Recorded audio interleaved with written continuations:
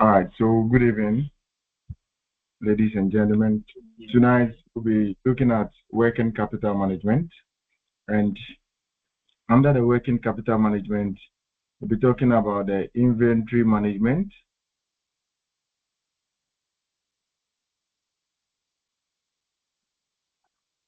We'll look at the receivables management.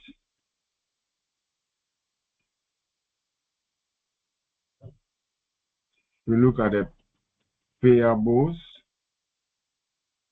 management. Then we look at the cash management. So tonight we will start with the inventory management. So inventory management.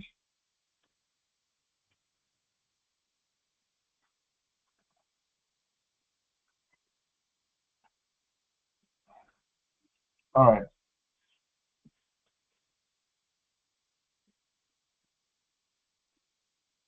So under the inventory, you know that inventory is a major investment for many companies, right? Because that is the goods or the stocks that you trade day in and day out, right? That is what you have been selling, or that is what you have been reselling all the time to make your revenue, right? So you know that manufacturing companies usually carry inventory, right? And this inventory is equivalent to about 50% or say 100% of their revenue as a business, right? About 50 to 100% of the revenue of the business is ascertained from the word inventory. It's ascertained from the inventory. So inventory is one of the key things under the working capital management. The working capital management, as we discussed earlier in class, we said that determines the liquidity of the business, right? But if you are not able to manage all these listed items well, it means that you'll be finding liquidity problems. Your going concern will be at stake. But if you're able to handle this working capital management effectively, then it means that you'll be able to operate.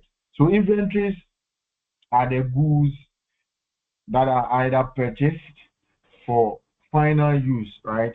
These are purchased for final use. We said that under inventory, it can be inventory. You can have the raw materials, which is used in the production. You can also have what else? Finished goods, right? Finished goods. What else? Then we can have is it work in progress? Yeah, work in progress. Work in progress. Right? Which is not a finished goods, and it's also not a raw material, but it has been processed, semi-processed, right? Not a finished item. So we know that the inventory can be in the final use or can be in a work in progress form or in the finished goods, right? And it is very important to manage our inventory because it helps the firm to reduce overstocking and understocking. So basically, you don't want the firm to overstock its inventory. Same way, we don't want the firm to understock inventory. So therefore, is the optimal inventory level that the firm must hold in order to be efficient. So that is why we need to know the inventory management, right? Okay. So why inventory management helps to reduce what? Helps to reduce overstocking overstocking and what? Understocking. So that there will not be a lot of inventory. You see, you pick a company's financial statement, you look at the inventory, like 1 billion. You see, it is very material. You check the inventory. The inventory is very high, right? It means that they are not selling their inventory. It is, once you see that, it means that there's a problem. In the same way, if you see that the inventory is very low, that is also a problem. It means that when customers demand immediate inventory, you'll not be able to provide them, right? So whether under or over, there's a problem. So there are basically um, some costs that will arise as a result of what? Either over or under what? Understocking of the inventory. So what are some of the costs that may arise? We can have the holding cost, right? The holding cost. So what is the holding cost? Cost of keeping your inventory in the warehouse, right? Before you sell this inventory, you need to keep them in the warehouse. So the cost of holding them in the warehouse is the what cost? Holding cost, right? Some people can say carrying cost or carrying cost. Then we can also talk of the so what is the holding cost about? I said that the cost when you have um you want to keep your inventory in the warehouse, keeping your inventory in the warehouse. So we can see that um example may be let me give an example. So example may be storage cost, right? Storage cost. You can have insurance cost, because once your goods are in the warehouse, you have to uh, make insurance for them, right? So that in the case of fire outbreak or any disaster, you'll be able to get back your money, right? So insurance cost, storage cost. What else?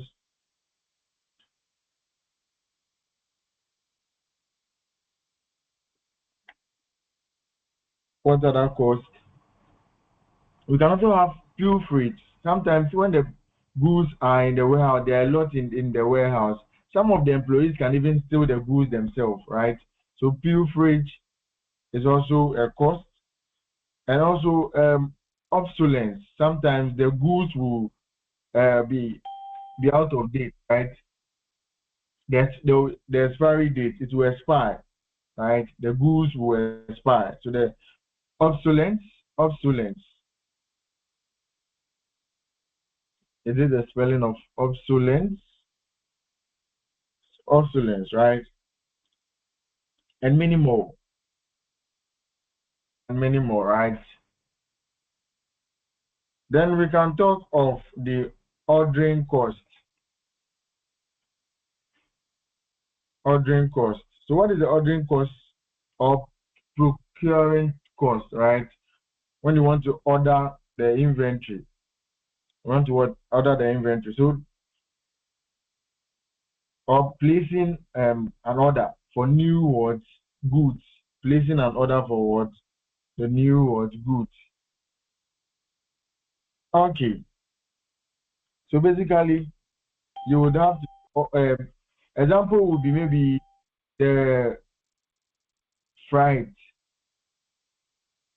freight cost, right? The freight is like really the cost when you order through ship, through water, right? And many more. Okay, so now what will be the total cost of inventory? What will be the total cost of inventory? So the total cost of the inventory would therefore be the holding cost, plus the what? Ordering cost,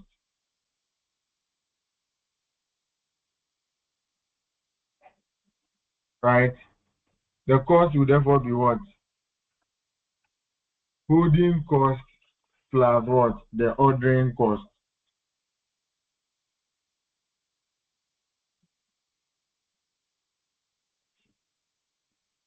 So there's a formula for each of them, right? There's a formula for each of these. So we take them one by one. All right. So this is the general formula for the total cost. Now, let's, before the giving out the formula, the formulas for each of them, let's see some of the costs that may arise as a result of low inventory, and some of the costs that may arise as a result of having what? Higher inventory. So let's take this. So cost of high inventory level.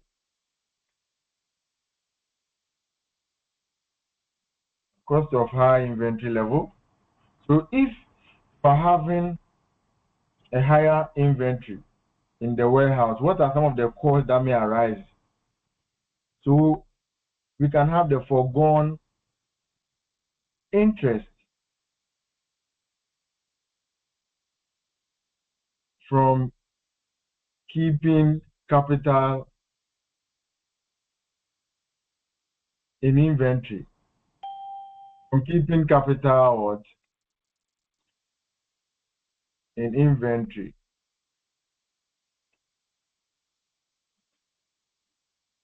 Foregone interest for what? Keeping capital in what? Inventory. So as a result of having a lot of inventory, you would be what? Foregoing some interest. The money can be used for another thing, but you have kept the money in what? In inventory. If you have sold this money, you could have invested that money in another business or in another item, and that money will generate interest.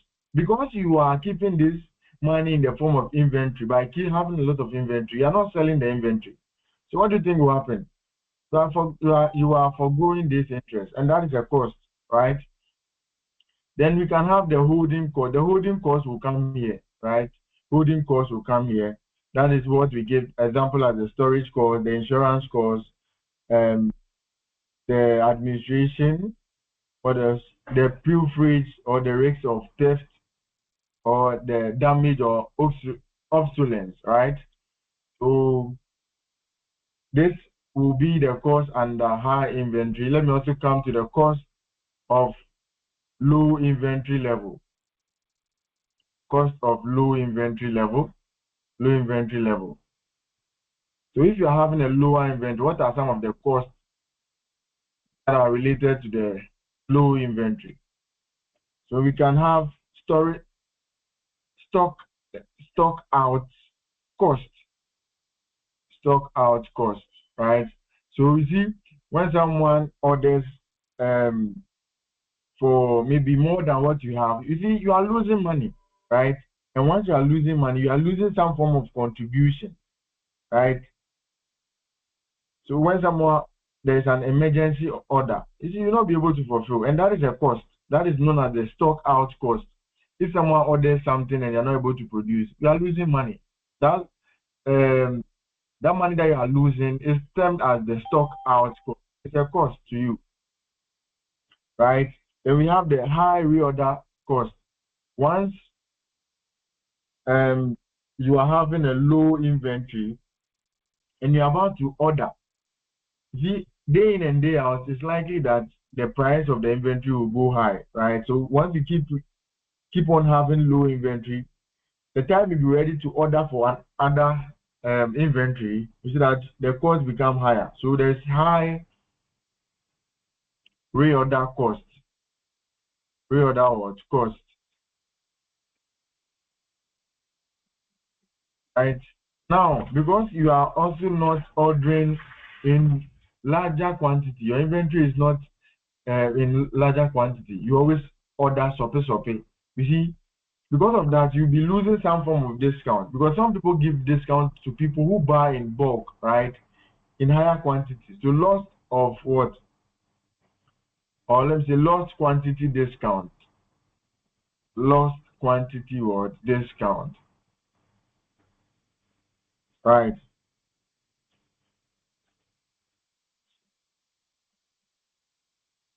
Okay. So these are basically the costs associated with the low and high what? level of what? Inventory. Low and high level of what? Inventory. Okay, so then we also talk about the purchase price of the inventory, right?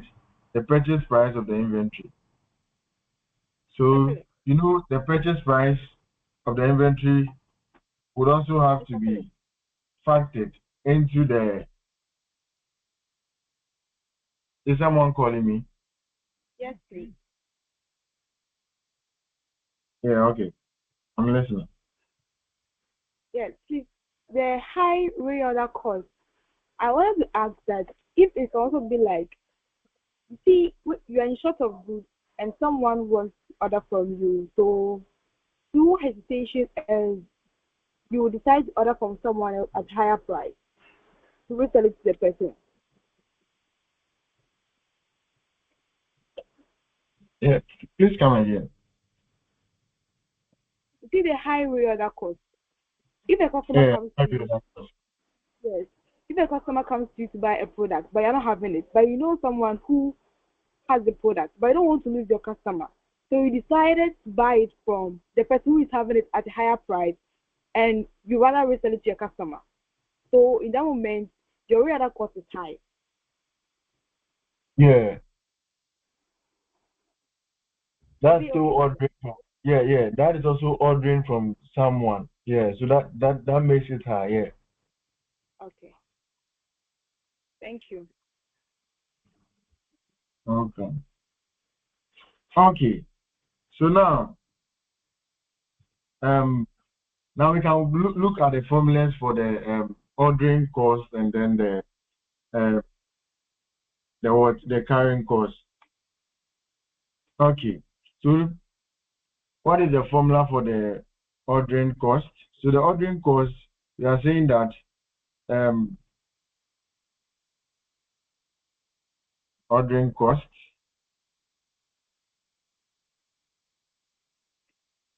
we're saying that is the annual demand, right? Annual demand. Annual demand over the EOQ times the cost per unit, right? Ordering cost per unit. Usually write it bigger C and then subscript 0 or so, and O, ordering cost, right? And then we have the holding cost, or the carrying cost. Some people will say carrying cost as what? EOQ over what? 2 times the what? Ordering cost, holding cost per unit. Holding cost per unit. So what is the EOQ? So that reminds me of EOQ. EOQ is economic order quantity. So economic order quantity. Economic order quantity. So economic order quantity, what is it? So it is a mathematical model. It is a mathematical model used to calculate the quantity of inventory. It's a mathematical model used to calculate the quantity of inventory to order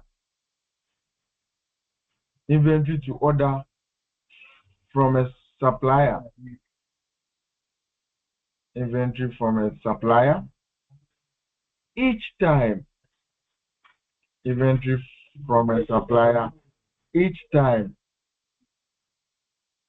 an order is made, right? So the aim is to know the order quantity that minimizes the total annual inventory cost. Like the the order that will minimize cost, right? So it's a mathematical model used to calculate the quantity of inventory from a supplier each time an order is made. The aim, let me add it, the aim is to minimize total annual inventory what cost, right? So what will be the order that you make that will minimize annual cost? That is the EOQ, right? So the EOQ is a quantity that equates the cost of ordering to the what? Holding cost, right? It equates the cost of holding cost to the holding cost. Cost of ordering to the holding cost. Now, what is the formula for the EOQ? EOQ has a formula. EOQ has a formula. What is EOQ? EOQ is the square root of what? 2 times the annual demand times the annual demand. AD times what? The ordering cost. The ordering cost all over what? The holding cost. So let me make this one CO.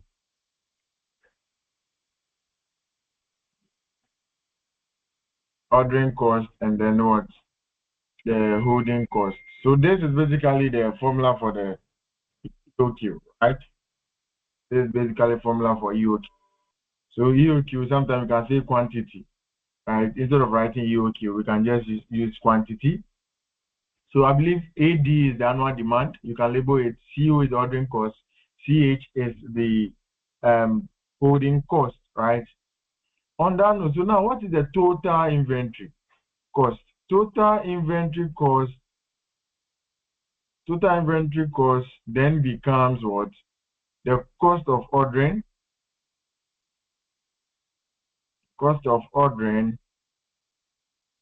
plus the holding cost plus the holding what? Cost. And you have already given the formulas for the holding cost and then the cost of ordering. On that note, someone should read the first question for us. Someone should read the first question for us.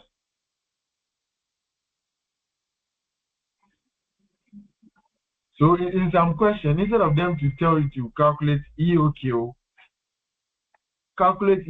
do not say calculate EOQ. They'll just say calculate the order size to minimize stock cost, right? Calculate the order size to minimize stock cost.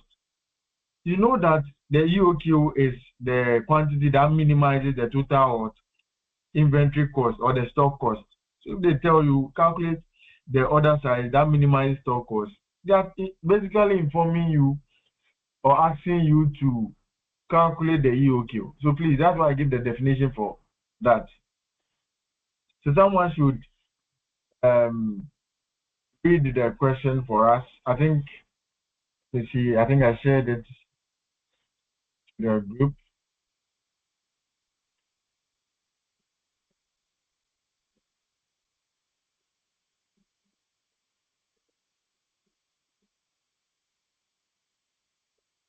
Please, can I read? Yeah, let me project it on the screen, right? So that Hello? so let me Please, can I project read? it. Okay, you can read.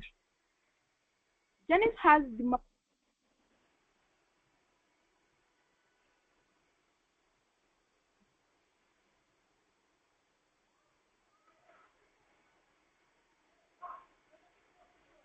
has demand for 40,000 decks PA.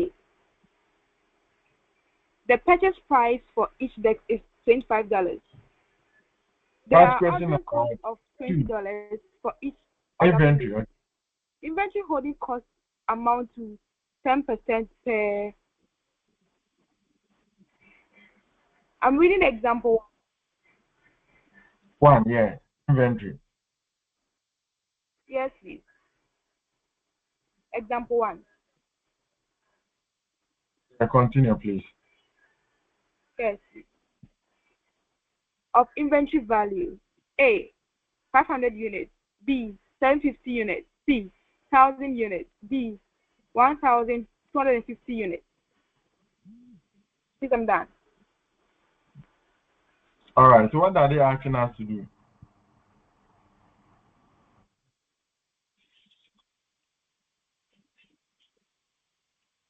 So what is the question asking? Please, they didn't say the requirements.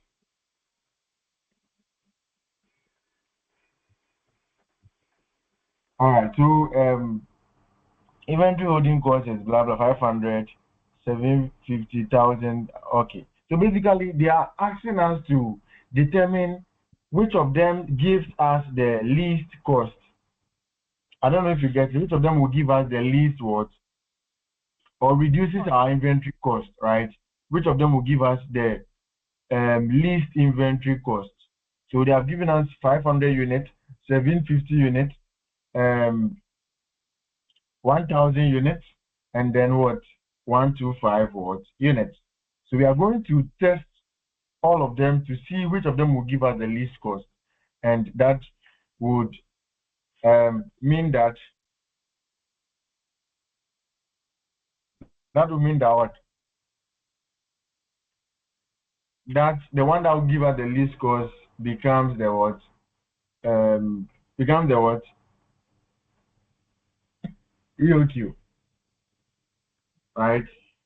The best, the economic what? Order quantity. All right. So now let's take them one by one. So now we start with the 500 watt unit. So that is our A. Example number 1, Janice. Okay, so we've been given annual demand. What is the annual demand? The annual demand is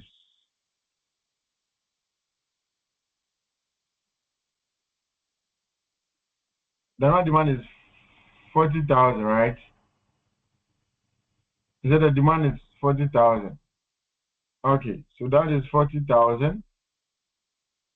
What is our and the purchase price of what? 25 cities. So purchase price has also been given. We given a purchase price of $25. What else? There are ordering costs of 20 for each order placed. So ordering cost is what? Ordering cost per unit. So that is giving us what? $20. What else? Inventory holding costs amount to 10% of inventory value. 10% per annum of inventory value. Right? So the holding cost, they didn't give us, they give us a percentage of inventory value. So holding cost is what? 10% per annum of what? Of the inventory value.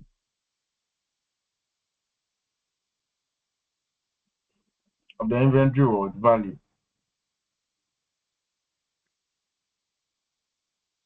So now,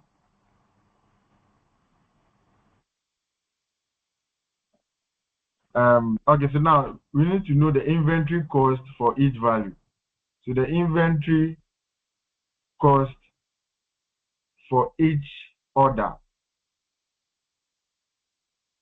Inventory cost for each order placed. We want to determine the one that will give us the least order, right? The one that will give us the least. So now let's take the 500. Let's take the 500 units. So A 500 units.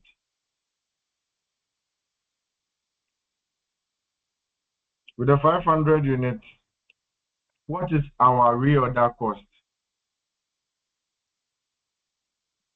What is our reorder cost? Or the cost of ordering? Yes. What is the formula for the ordering cost?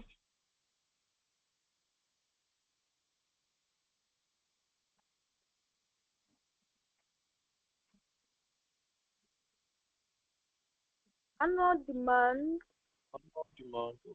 over EOQ times cost per order. Okay, so annual demand, you are saying that annual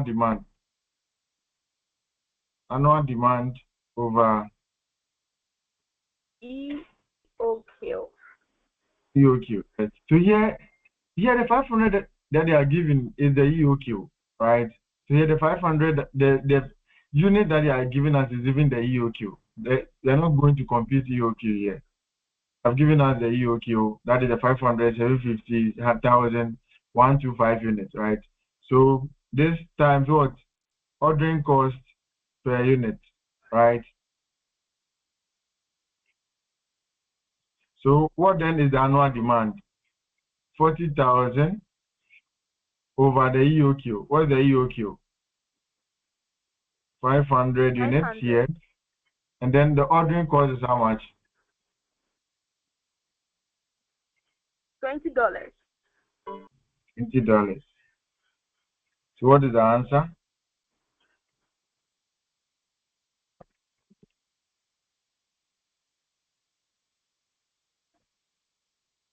And we calculate for the holding cost too.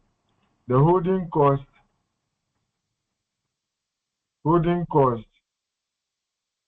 is also what? The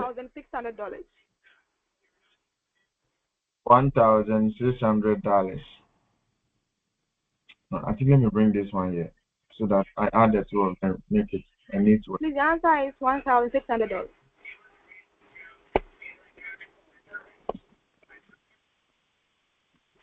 Is it 1,000 what? Oh, I've cleaned it.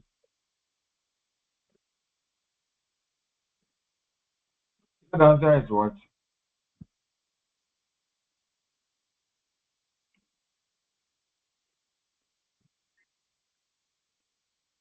So this is giving us 1,600. And the second one is what? The EOQ. So yeah, EOQ or Q, all over 2 times what? Times the holding cost per unit, right? So what is the EOQ? Here it is 500 divided by 2 times the holding cost per unit. What is the holding cost per unit? This is 10% of the inventory value.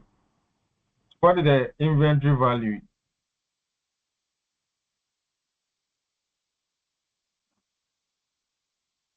Yes, what is the inventory value? 10% of the inventory value. Inventory value is how much?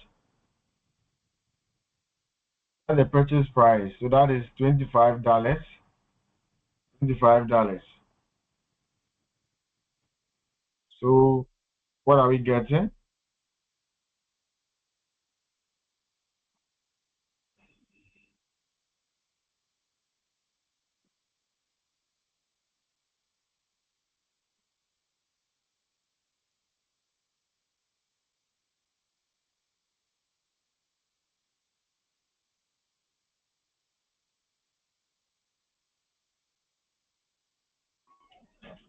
$625.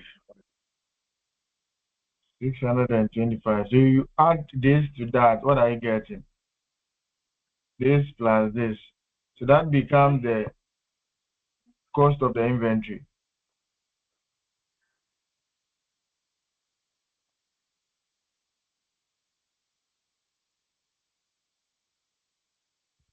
$2,225. 2,225. 2,225. So that is the inventory cost for the 500 units. We'll do the same for all of them. So let's do for 750 units. Let's do for 750 units. So that is B, right? So B, 750 units. For the 750 units, what is our ordering cost? Our ordering cost is what? It's 2 AD. So what is the AD? AD is 40,000 all over the Q. Q here is 750. Q here is 750 units. And the ordering cost per unit. What is the ordering cost per unit? Is it $20? Yes. Yeah. So what are we getting?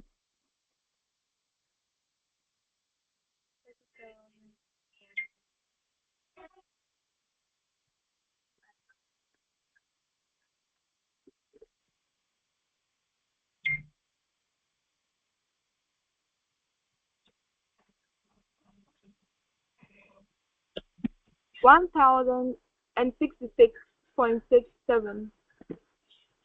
Run it to the nearest whole number. Okay. That'll be $1,067. $1,067. Okay. All right. So then holding cost. Holding cost is what? Q, which is 750 over 2 times 10% of the 25. So 10% of 25 is how much? 2.5. So 2.5. 2.5. So 2.5, what are we getting? Plus this.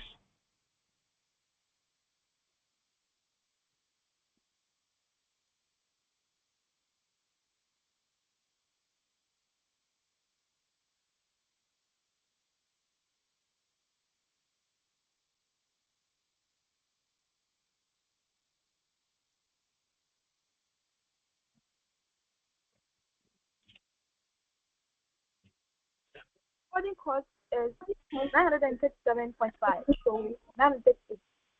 What are we getting? 930.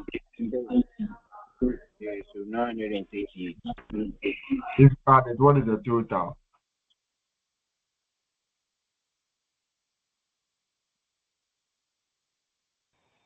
2005. You are getting 2001, 5. 2002, 2005. Which is which? 2005. 2005. So do the next one, which is C. C is 1,000 units. For 1,000 units, what is our ordering cost? Ordering cost, annual demand 40,000 all over the 1,000 times the $20. Is it $20? Yeah, 20. Yeah. So what are we getting? $800. What are we getting? $800. $800. $800.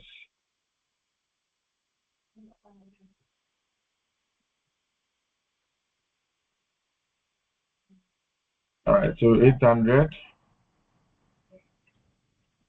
and we do the holding cost. Holding cost is 1,000 all over 2 times 2.5. What are we getting? 1,250. 1,250. If you add the 2, what are you getting? 2,050. 2,050. So 050. All right. So that is the cost of inventory.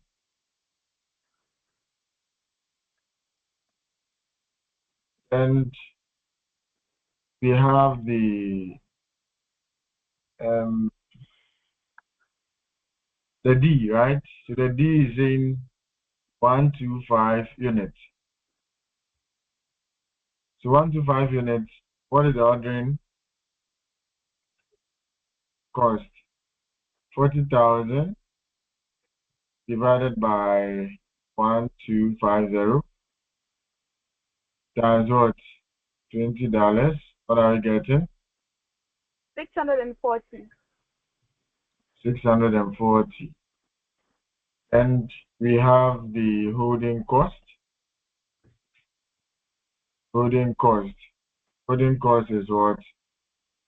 125 divided by 2 times 2.5. What do you have?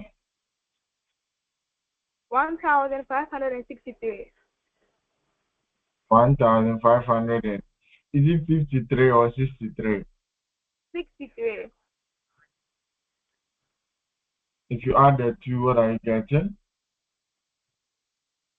2,203. 2,203. So that is the cost of the inventory. Yeah, so which of the inventory gives us the least cost? And that is what the company or journeys should order. So which of these will give us the least cost? 2005. Wait. Which of them gives? Is it the 500 units, 750 units? Is it 1,000 units? 750 Right. units. 750. What is the cost for that? 2005. 2005. Comparing it to the rest, that gives us the least. Let's see. And this giving us 225, 225, 2005, 2050, 2203. Okay. So therefore ordering 750 units each time. Therefore ordering 750 units each time reduces our inventory cost. All right, so example number 2, quickly.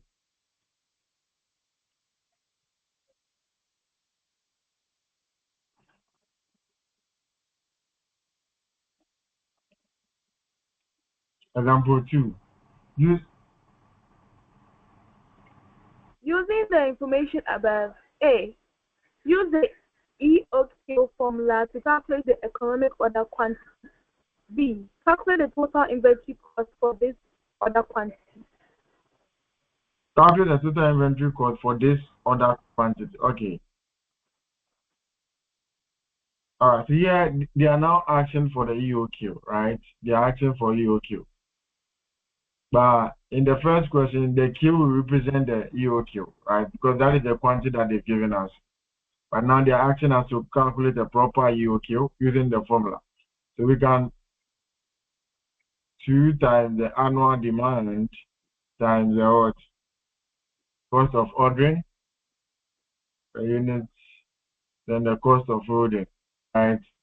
So then what becomes our EOQ? EOQ is what? 2 times annual demand 40,000 times ordering cost per unit. Is it $20? Yes. It's $20 all over. This one is 2.5, right?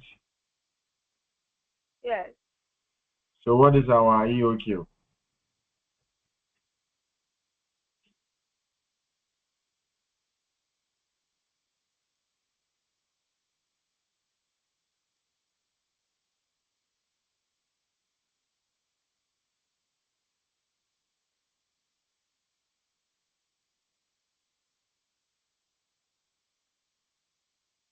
800. 600. 800 units. 800 units. Okay.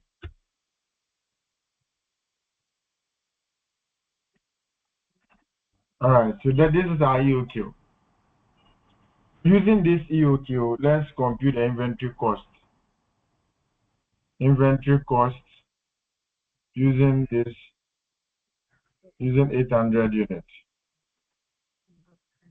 So what will be the ordering cost? Ordering cost is what? The annual demand, right? Yes. The EOQ, right? Yes. Okay. Then the ordering cost per unit, which is the $20. So what do we have? 1,000. $1,000. Then what of the holding cost?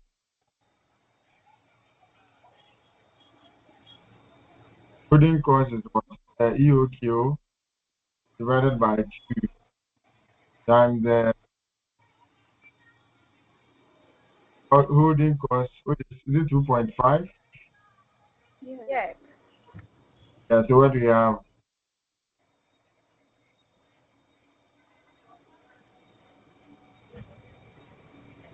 1,000.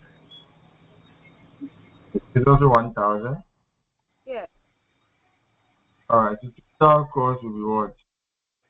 Total inventory cost will be the 1,000 plus the 1,000. That will give us 2,000. Right? Yes. So comparing this 2,000 to the one that we earlier chose, what can you say?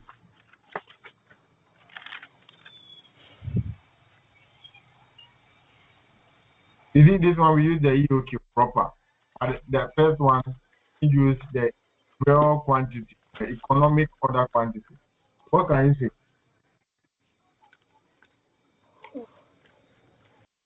It's lesser than the previous one. Yes, it is lesser than what? The previous one. So this is telling us that truly it is the EOQ that will help us reduce our cost, right? The economic order quantity that would what? Reduce our what? Cost. Because comparing the 500, 750, 1,000 and 1,250 units, we earlier chose 750 units. That would reduce our cost, because comparing that to the rest, it gave us the least cost. But when we actually computed the EOQ, we realized that, oh, no, we can even order 800 units, and the 800 units will further even reduce our cost. So indeed, we should order for 800 units and not 750 units. Hope it makes sense. Yes, please. All right. So in a situation where there is discount, this question there is not a discount, right? But in a situation where there is discount, we have to factor or feature the purchase price or the purchase cost in the determination of the inventory.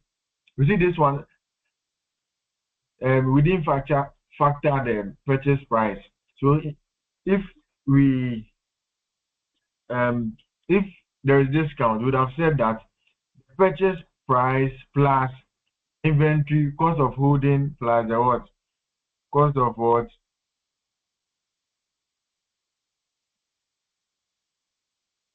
Ordering. So the purchase price plus the cost of holding plus the cost of ordering. That is if there is a discount. Do you have an example like that?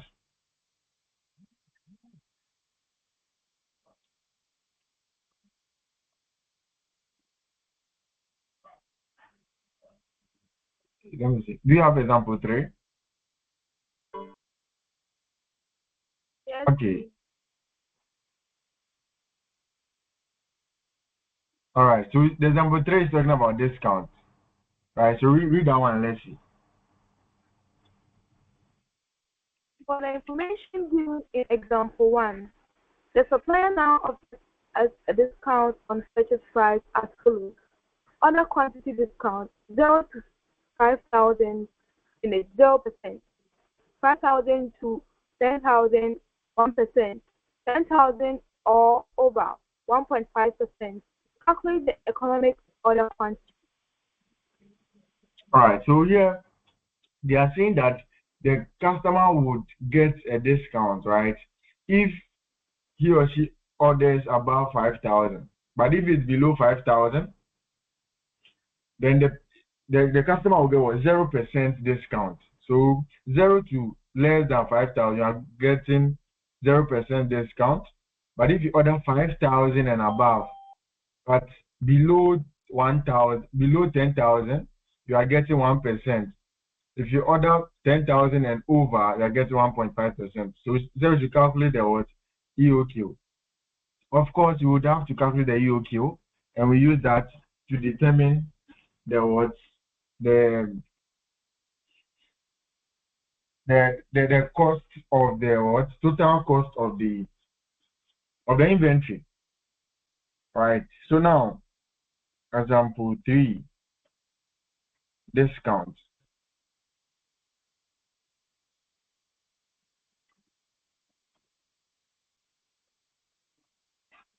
So when a discount is given, I said that you include the purchase price, right? Okay. So here, the first step is to calculate the EOQ, right? So you have to calculate EOQ. That's the first step. So what is the EOQ? From the question? Okay, we have the 2 times the annual demand. We are still using the previous example, right? Yes.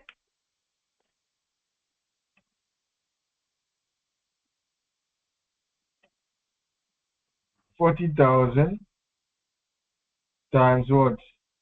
Times $20. All over, is it 2.5? And yeah, 2.5. So the EOQ is still 800, right? We've already computed the EOQ. It's still 800 units. So why are we doing that? But in case, so we calculate the EOQ. After calculating the EOQ, what then is our inventory cost within using this EOQ? What is the inventory cost? It was 2,000. Inventory cost was what? 2,000. We have $2,000 when we use the EOQ. This is what we had, right? So we are going to use this $2,000, right? What is the purchase price now? Purchase price cost or purchase cost? What do you think is the purchase cost now?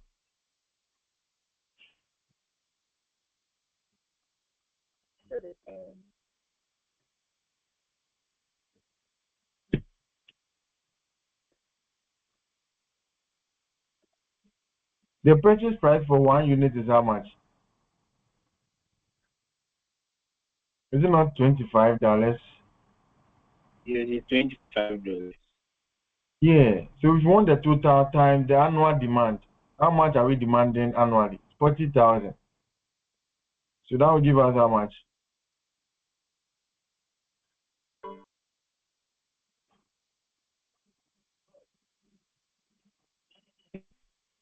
I have 1 million.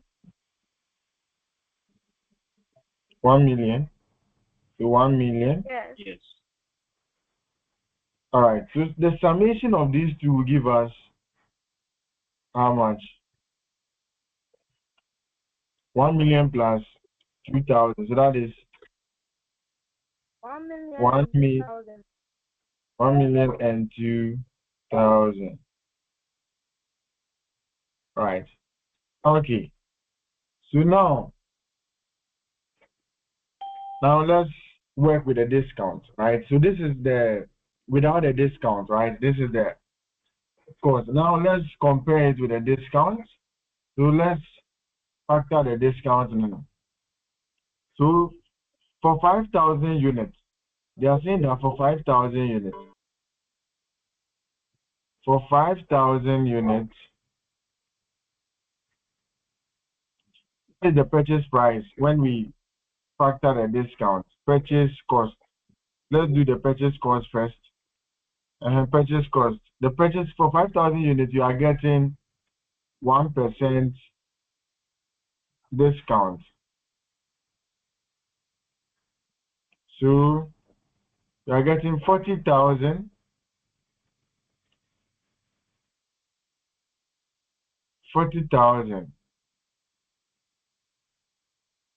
times what is the purchase price?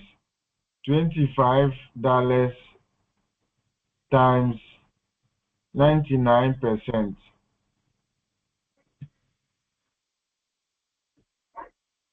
What are we getting?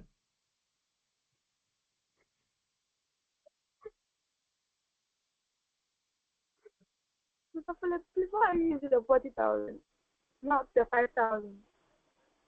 Sorry? Please, why are we using the 40,000, not the 5,000? We are using the 40,000 because that's the annual demand. This is the purchase cost. We've ordered more than 5,000. They say if we order more than 5,000, we are getting, and we are ordering 40,000. We are ordering 40,000. So we want to work for 5,000. We are getting 1%. When it's 10,000, we are getting 1.5%, right? So we are working with this 5,000 and 10,000, but actually we are ordering 40,000.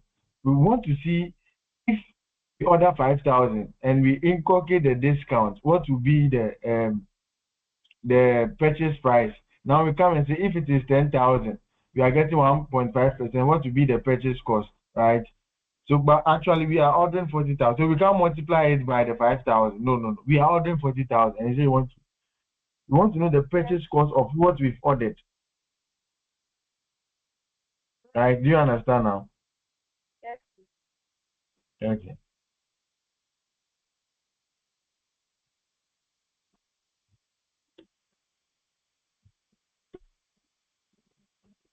So that'll give you 990,000. So 990,000, right? So you see, when we didn't include a discount, we were having 1 million. Now we are getting 1% discount, and the 1% is giving us 990, right? 990, right? Okay. So that is it. So that's the purchase cost. Now let's do for the inventory. Inventory cost. For the inventory cost, we have what? The ordering cost and the what? Holding cost. So let's do the ordering cost first. The ordering cost. The ordering cost, what do we have? We have the 40,000 over, that's the annual demand over the EOQ. What is the EOQ here? 5,000.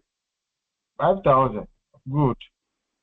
Times the ordering cost per unit is $20. So what do we have?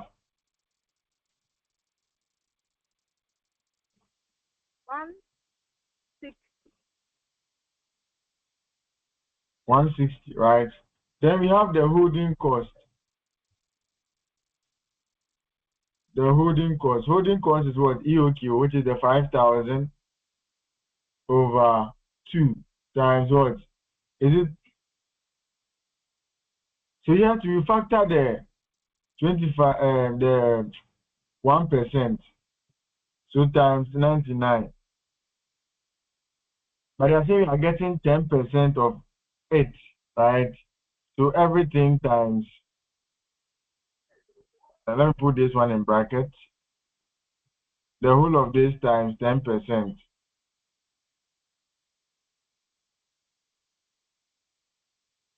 So basically 10% of 25%, right? By the 25, let me change the 25. It's 25, not 25%.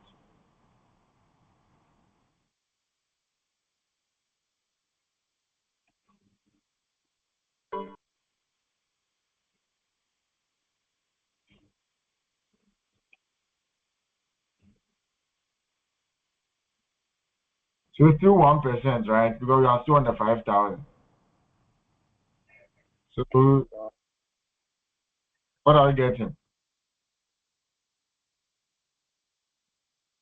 That is matter. 6,188. 6,188.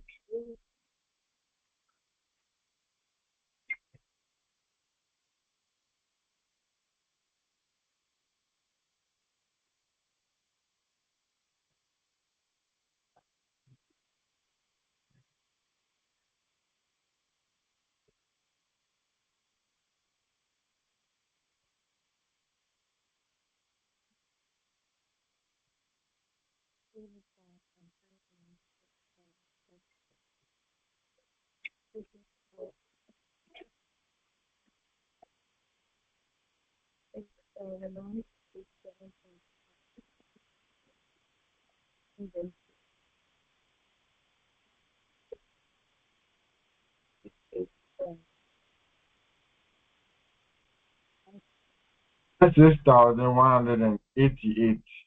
Okay. So that is it. So we add this to that. What are we getting? So basically, let's add everything because we'll be adding everything to know the total cost. So what will be the total cost? Total cost of inventory. Total cost of the inventory will be the 9,990 plus the 160 plus the 618. What are we getting? 996,348. Mention it one by one. 9 what? 996 996 348. 348. Okay. So this is the total cost as a result of the 1% discount. Now they are saying if it's 10,000. So let's also look at 10,000 units, right? So they said 5,000 and 10,000. So let's look at 10,000 units and see. When we order 10,000 units, what is the discount? The discount is that we are going to get 5%, 1.5%. We are going to get 1.5%. That is 10,000 units and above. Yes. If our annual demand was supposed to be 8,000, that means the 1.5% will not apply. If the annual demand is what? Supposed to be 8,000. The annual demand is 8,000. That means the 1.5% will not apply. Yeah, exactly. Because we are ordering when it's 5,000, it's 1%. When it's 10,000, 1.5, and we are actually ordering 40,000. All right. Yeah.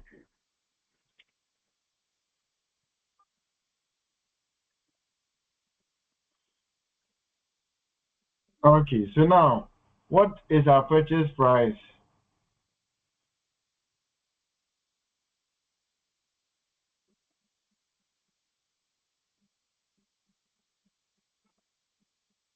So still 40,000.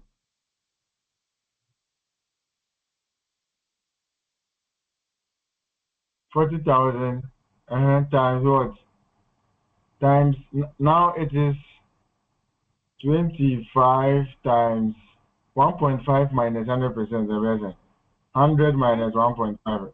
As in, 5. what are we getting? 98.5. 98.5. Okay. So that will be 98.5%.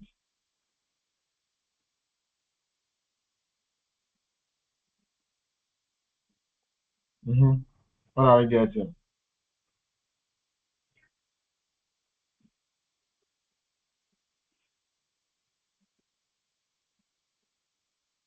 985,000. 985,000. All right. So now let's compute the inventory cost.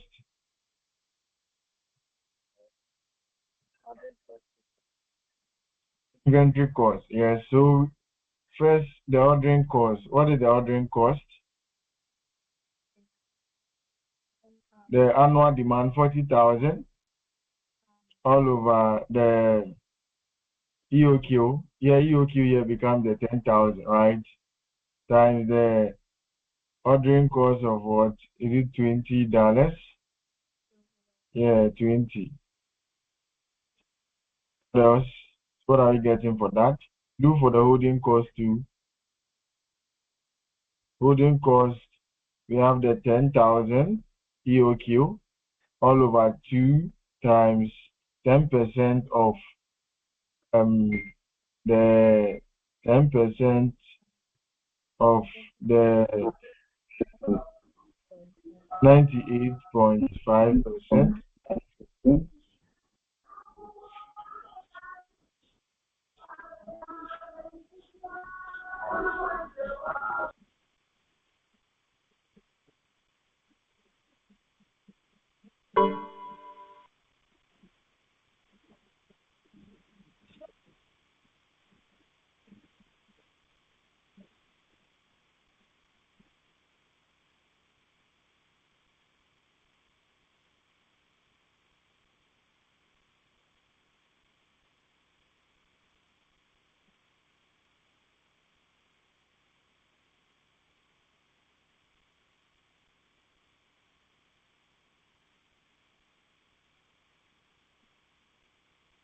Are you getting?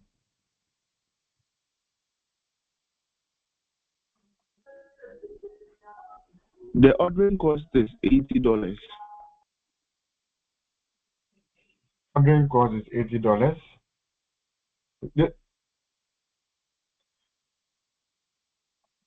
What of this one?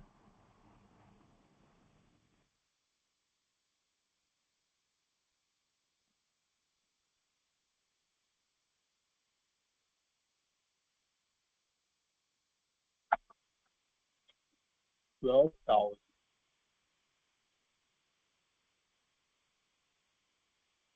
What are you getting?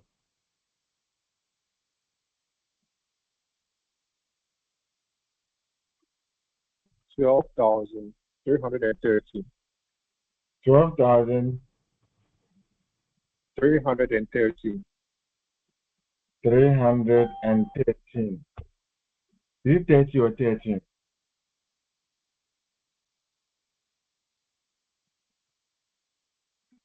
1/3. So what then becomes our total cost? Our total cost is what? Is equal to what is the purchase cost? 985,000, right?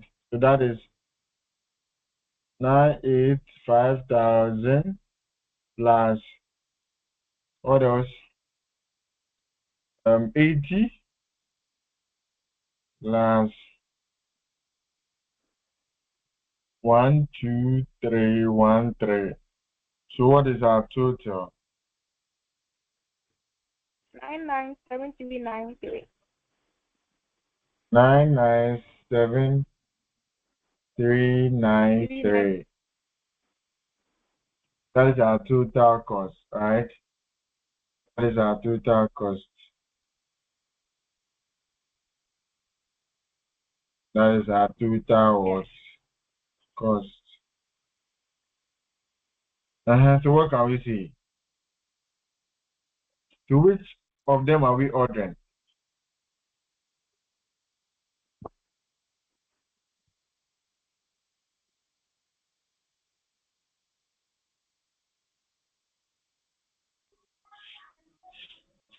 Ten thousand Which units. are we going for the 10,000 units, or we are going for the 5,000 units? 5,000. Yes, 5,000, because that is giving us least cost. Go for which one? Please. The 10,000. No, 5,000.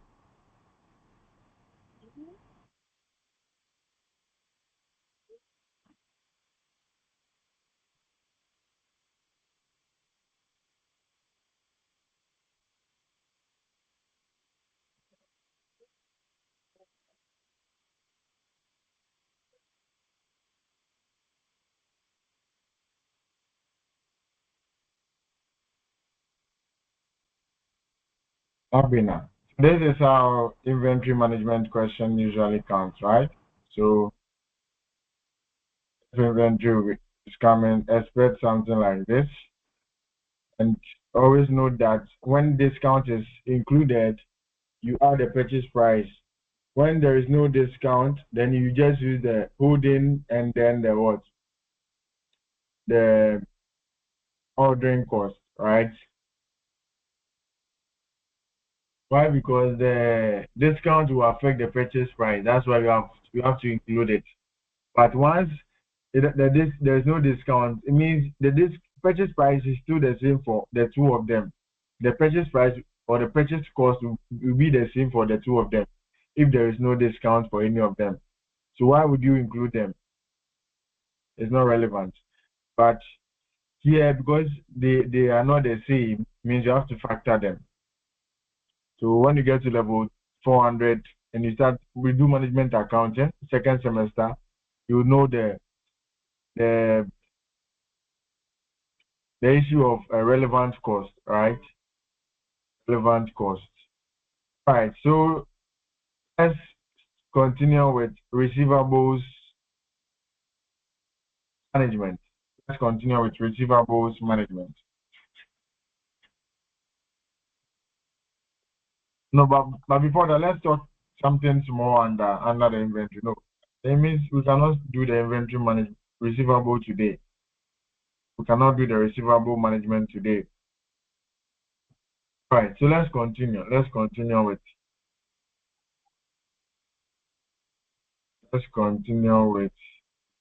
inventory.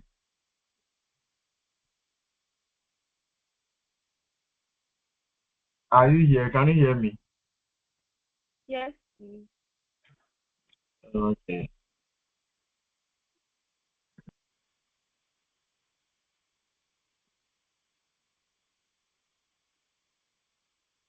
All right, so let's look at buffer or safety inventory, which is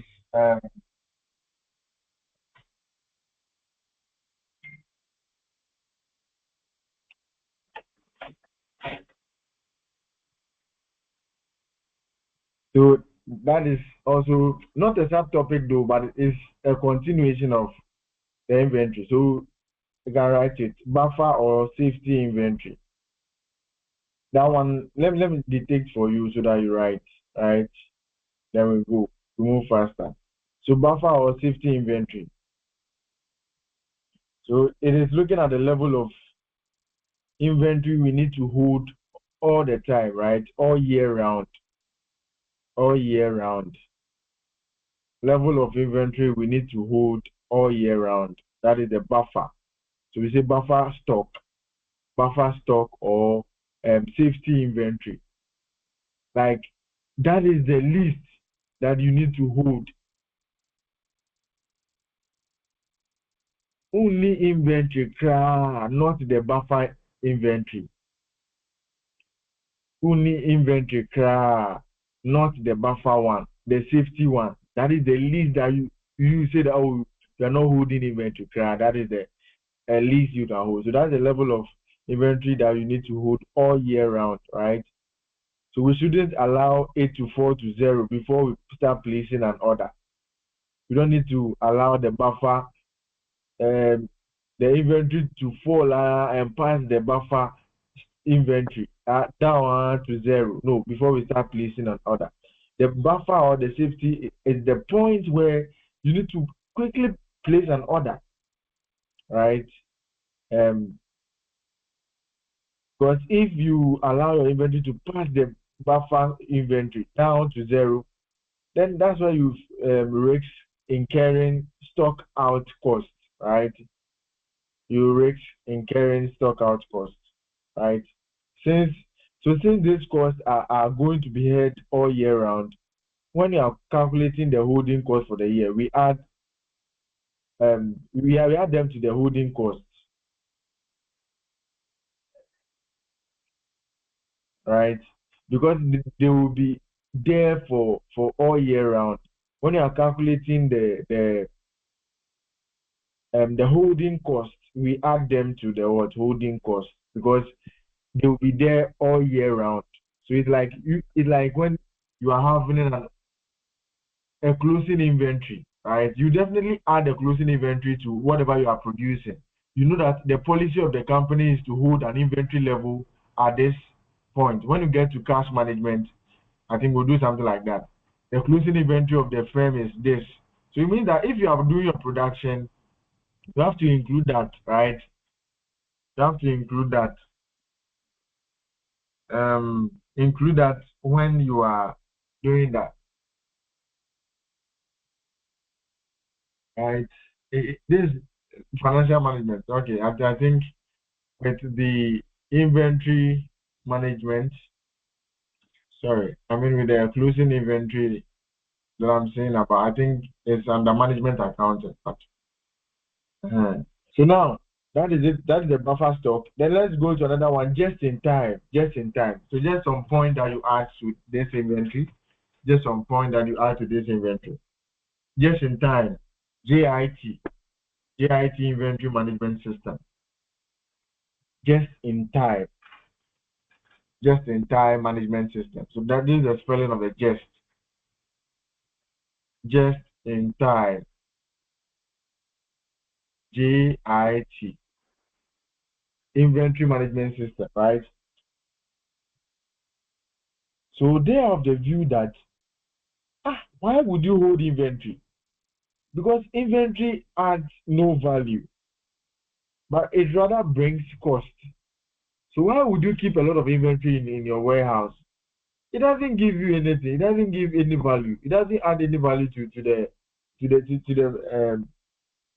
the firm's funds, right? But then it rather takes out money out of the firm, so it brings cost. Therefore, they have the view that no inventory should be held, but then items or inventory should be produced just in time to meet customers' orders and not before, right? So they have the view that there is no need to hold closing inventory, right? To hold inventory, because if you hold this closing inventory, it will rather bring cost. That is the holding cost or the storage cost. Example, but rather you should produce this inventory just in time to meet customers' orders, right? So that is the just-in-time system or inventory management system. That is what they are saying. They are saying that so there's no closing inventory there, right? So here, no inventories of purchased materials, right, and components should be delivered by external suppliers. So also, when you the supplier, you are getting the inventory. So when you get the order, then you also order from your suppliers. I mean, when you get the order of goods, someone says you produce some finished goods for him or her, you also order from your suppliers. So just in time, when you get the order, now you also order suppliers, please. I've gotten 10,000 orders now. Please also supply me with materials so that I can be able to produce this 10,000 goods to my customers, right? So that is the just in time. So there is no closing inventory in just in time. Now, let us look at the prerequisites of running the just in time system, or the conditions that if you really want to run the just in time system, what are some of the conditions, right? So some of the conditions or the prerequisites, I'm looking at it, prerequisites, and I said the conditions, right, of running the just in time system,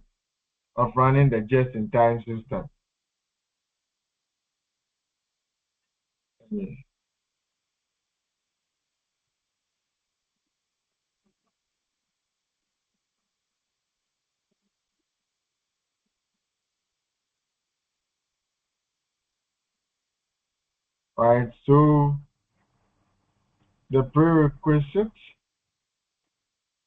or conditions of the just in time system. So we have the production times must be very fast. You must make sure that all your machines are fast too. Production times. Sure, it must be very fast. Hey, else you cannot be able to supply these people. Must be what? Very fast. Production time must be very fast. What else? Production must be reliable. Are you sure your machines are reliable? Are you using the latest machines that you can rely on? So production times must be very fast. Production must be reliable. And there must be no stoppages, right? Reliable. So no stoppages in your machine when your machine is giving you problems. No. You cannot. If you know your machine will worry you, then don't do the just-in-time system. Deliveries from the, and are you sure that your suppliers, those who supply you with the raw materials, they are also reliable? So deliveries from suppliers, that is those that will supply with the raw materials, must be what? Reliable as well. Because if they are not reliable, it means if you get an order and you start calling them, they will start giving you excuses. Then it means that you cannot meet this. Ensure that there is quality. Ensure there is quality of work. Ensure there is quality. There's quality of what? Work. Right? Before you can operate this just-in-time system. Just-in-time. So what are some of the problems with the just-in-time system? Some of the disadvantages or some of the problems of the just-in-time system. So the just-in-time system, it means that some of the problems. But do you know some of the industries cannot operate just in time? Example is the what's the name?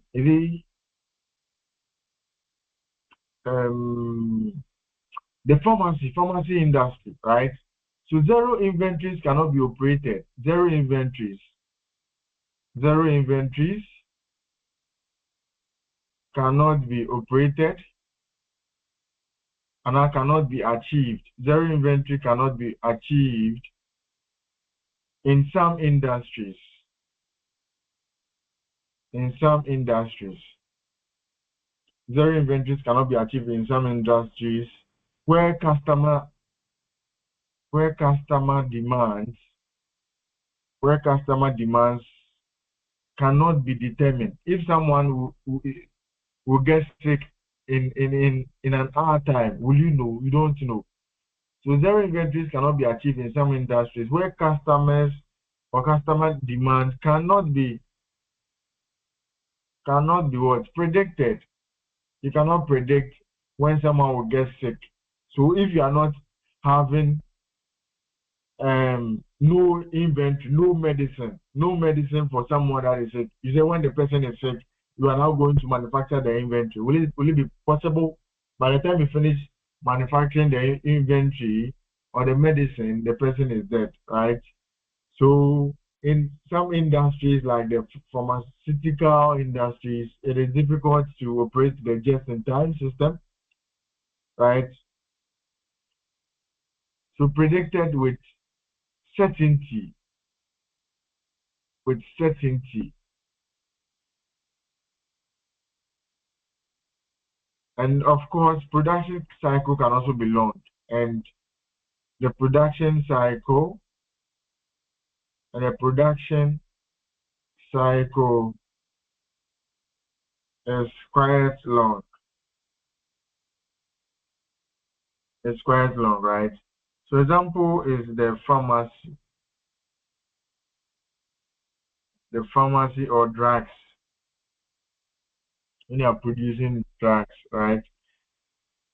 So this is basically one of them. Another problem is that it might be difficult to arrange a reliable supplier, right? Sometimes the person will tell you, oh, okay. Oh, I'll make sure I supply. Once you get the order now, I'll make sure I supply. Now the time gets, oh, I just traveled to this, you see, an emergency. I had an emergency and I had to travel, you see. So you see, it's difficult to arrange with a reliable supplier. So it might be difficult. It might be difficult to arrange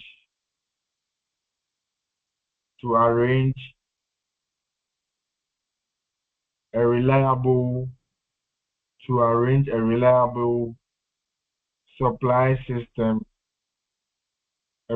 supply system. It might be difficult to arrange a reliable supply system with key suppliers, right? With key suppliers.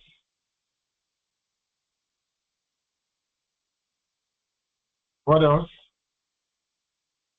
We can also say that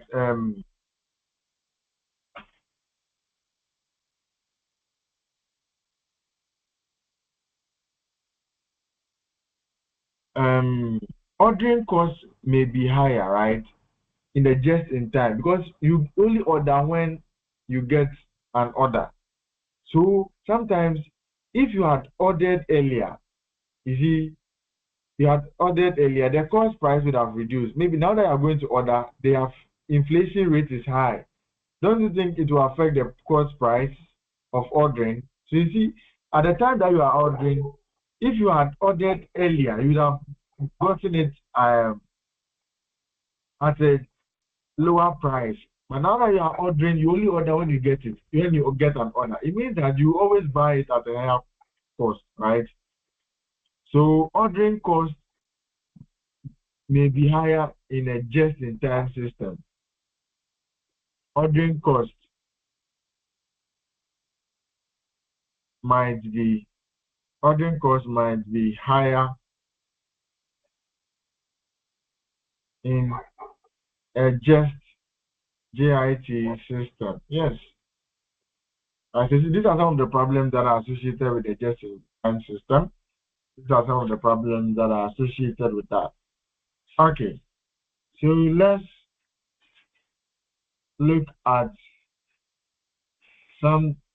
So this is the end of the the inventory management. This is the end of the inventory management. Now we would look at the receivable management. We'll look at the receivable management. Should we look at that now? Are you there?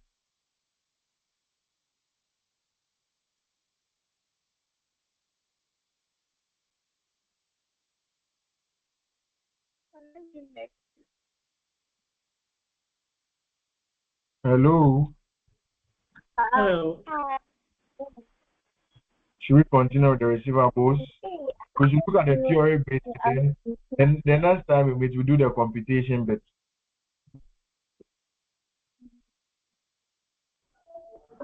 Okay, sir. So let's do the theory, right? So the next time Do the calculation. Not that we work on that. Who is that? Sandra.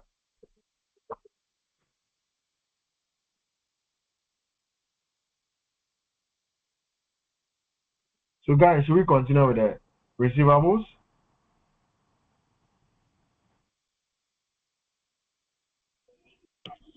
Yes, please.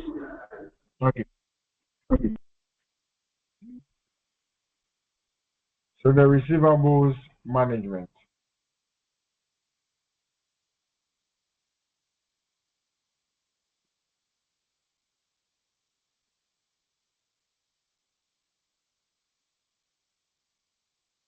Receivables management, right? What is the receivable management? What is the objective of the receivable management? Right, receivable management. We know that the debtors are our receivables, right? Our debtors, trade debtors, right, or trade receivables, right? So now, if on the financial statement, you see that at the current asset side, you can see that the receivable side or the amount of the receivable is too high. It is also not good. It means that a lot of our monies, a lot of our cash are with our customers. They bought goods on credit. Do you think it's good for the business? No, it is not true. It's not good to have a lot of money, a lot of receivable balance, and it is about 1 billion. You see, it is too high. So we need to get. We can also say that we will not be having receivables in our current assets. Why? Because usually the receivables help us to get a lot of revenue, right? Because sometimes when you sell on credit, a lot of people will buy from you. If you compare the revenue of someone selling on credit and the revenue of someone selling on cash basis alone, averagely, usually all things being equal, the one selling on credit should be having a higher revenue than someone selling on cash basis, right? So you see, we are not saying that don't have receivables, don't have receivables in your in a financial statement or under the current asset side.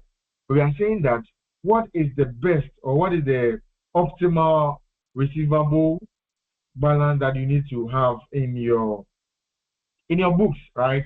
So the objective is to get the optimum level of trade credit that is extended or trade credit extended um, between what two factors. So now, as I said that it will increase sales because if you give a receivable, it will increase our revenue, right?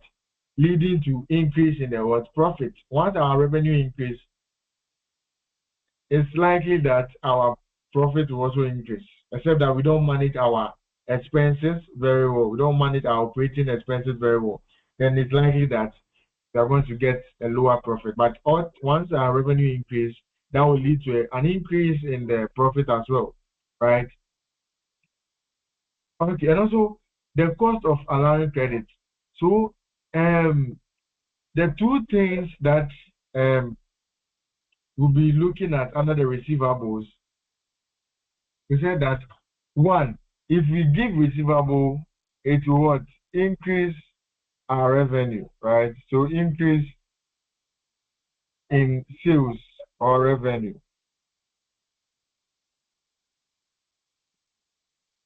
leading to what? An increase in profit, leading to an increase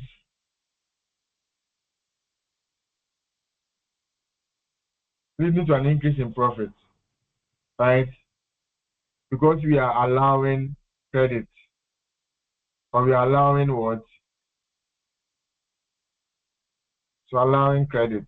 If you allow that, you sell your goods on credit, right? And also, there is also the likelihood of you having some bad debt, right? So the cost of allowing credit, right, such as You also incur some costs, such as, example, bad debt. Can have some bad debt. Also lost in contribution.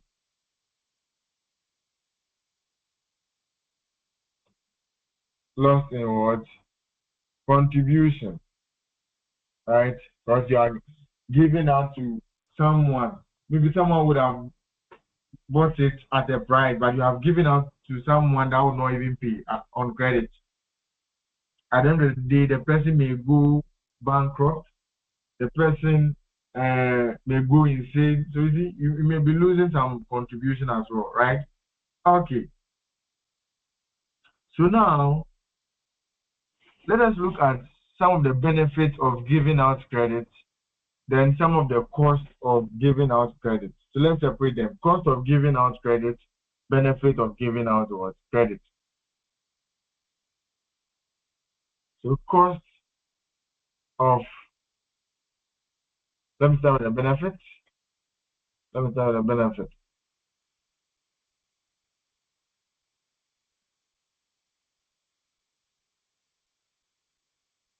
Benefit of giving credit.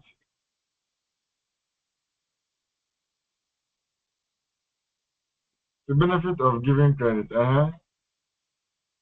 it means your sales volume will be high, right? Sales volume will be high. You make a lot of sales, of course. Sales volume will be higher, leading to, this is like the first one, leading to what? Leading to higher profits, higher contribution, leading to higher contribution or profits, right? And we have the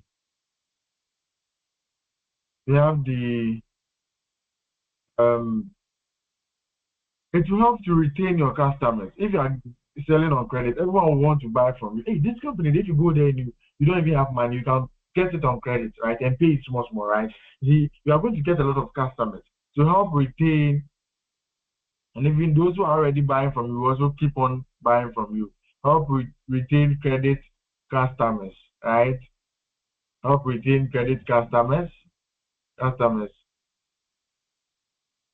right? Because once you decide not to sell on credit, some people will stop buying from you. Once you see that I'm not selling on credit anymore, some people would back off. Like they will not continue to be buying from you. Right? It helps to retain.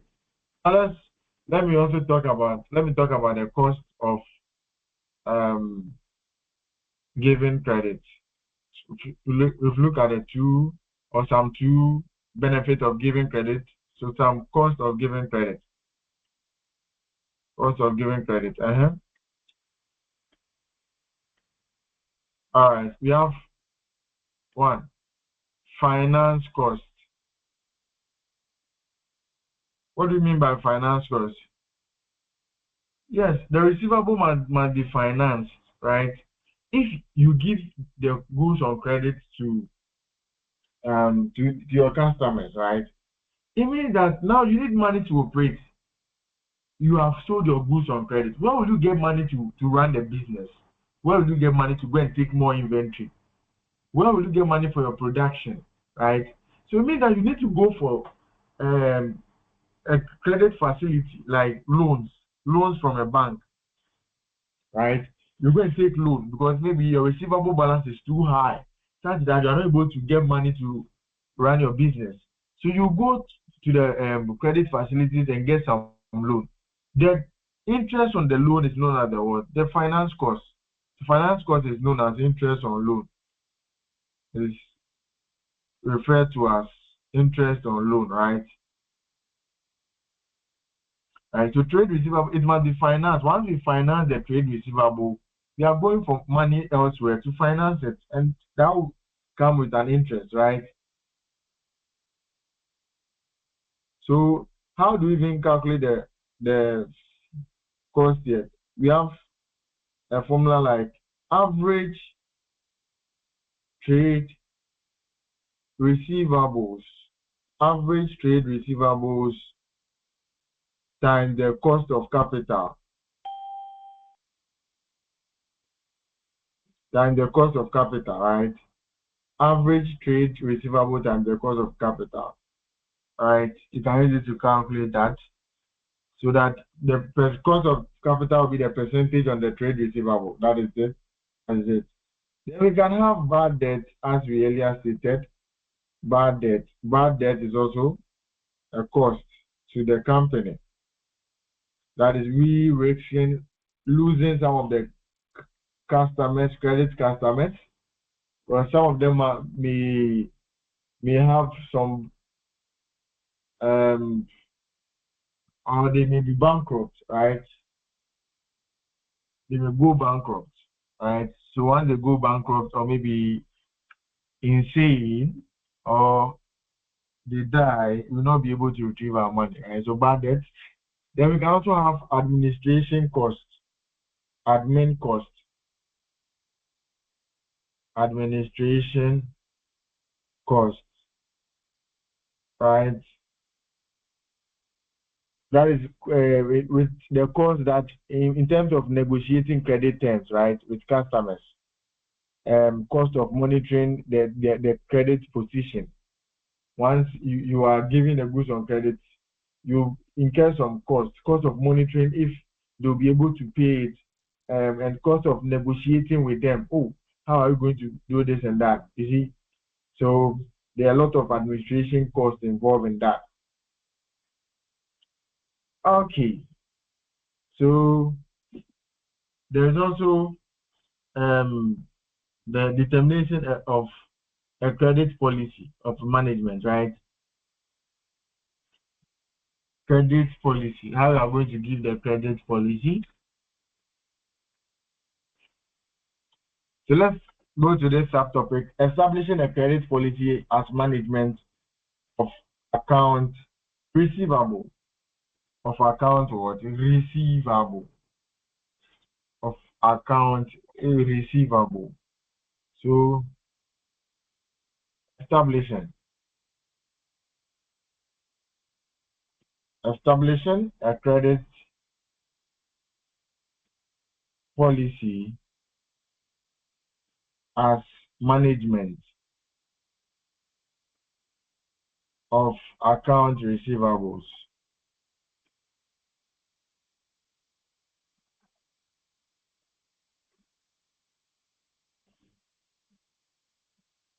So the credit policy here would focus on 4 key aspects, right?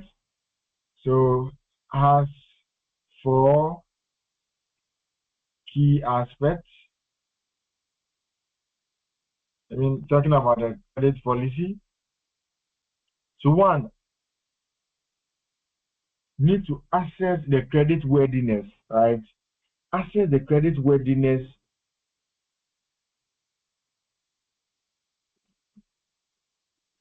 assess credit worthiness,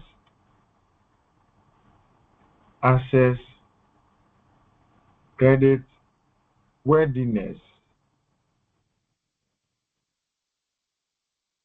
So how do you assess the credit worthiness? You'll be looking at their bank reference, look at their credit scores, whether they have a good credit score. So you see, sometimes Ghana, when we are going for loan, they will check, they will say that we have a low credit score, right? So because of that, we are likely not to pay the loans that is given to us. So what is the current credit score for Ghana?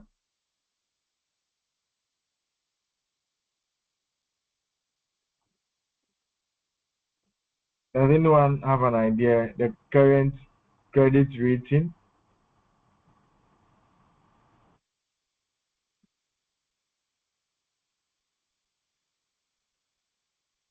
Can you hear me? Are you here with me? Yes. Yeah, so I'm asking, what is Ghana's current credit score?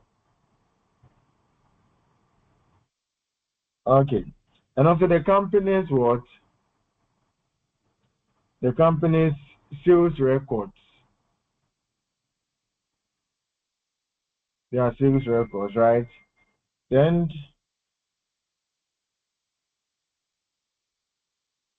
we also look at the credit limit, right? Credit limit.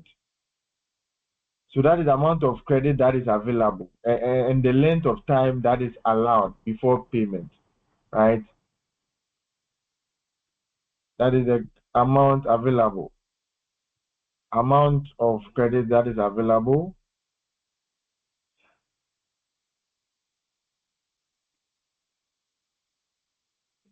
Amount of credit available. And the length of time allowed before payment,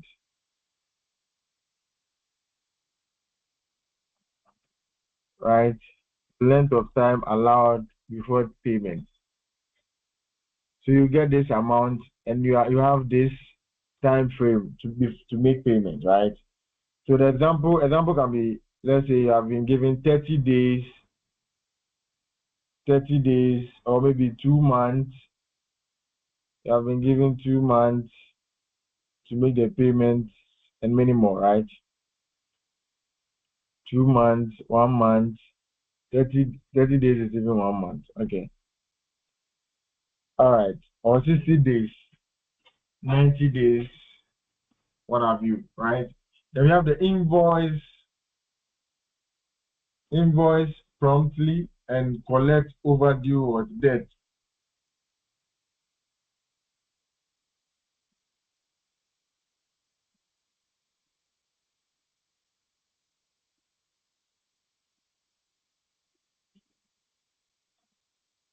And collect what? Overdue what? Debt. So here you'll be sending remind letters, right?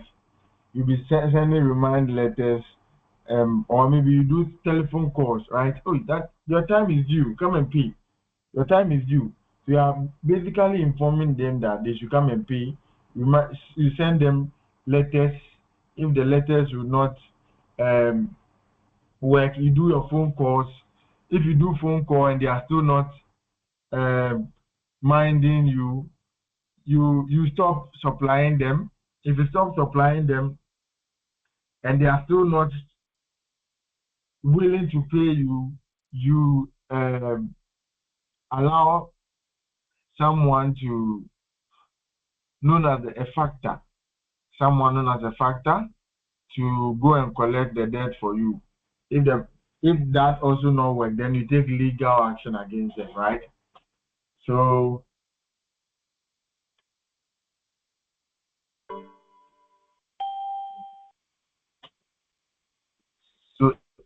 remind letters. You send them remind letters that, oh, come and pay. You need to come and pay your debt. Oh, the time is up. If they are not reminding you, you give them a telephone calls. If the telephone calls is not working, you withhold supplying them. So withholding supplies,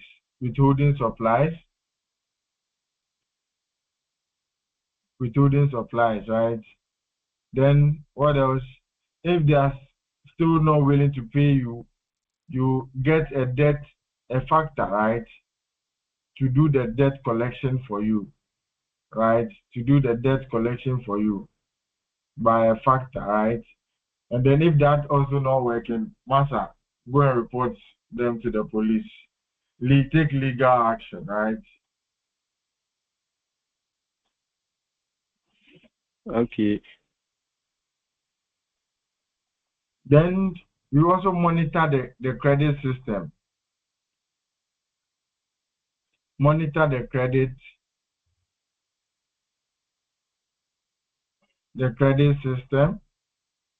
So the credit system here, we will be looking at the age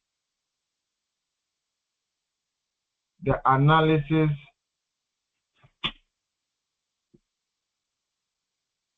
the age analysis, sorry, the age analysis. So the age analysis is basically then the remaining number of days that they are left to pay us, right? Right, the remaining number of days that they are left to pay us. So age analysis. How many days is left for these people to pay us? So age analysis.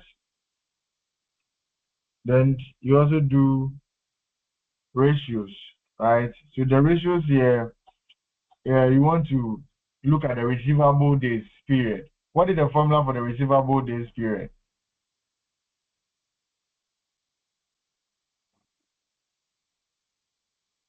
What is the formula for the receivable days period?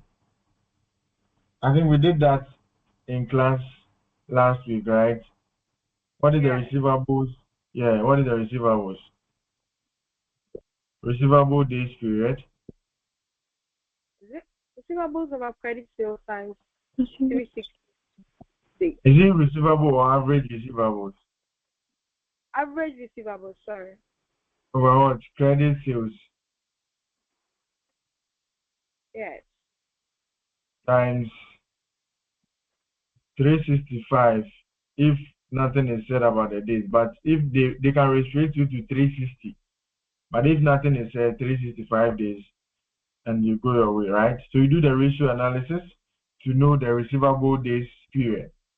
And also here will be the number of days that they are left to pay us, right? So credit policy that management should adopt in terms of the accounts receivable, or they should establish, is based on these four things, right? So they need to assess the credit worthiness. They have to look at the credit limit that they are giving to the people, amount of credit that is available to them, and length of time before they have to make payment. They need to how they are going to get their money back, invoice prompts, and collect overdue debt. They need to send them remind letters. If the remind letters is not working, give them phone calls. If the phone calls are not working, withhold supplies. That is, you decide not to supply them again. And if you still do that and they are not paying, you get a factor, that is someone that is being employed by the company to take the debt for the what, for the organization. I believe most of you here, or all of you here, may have heard of this company. What's the name? There's this company that is popular that has been doing some debt collection.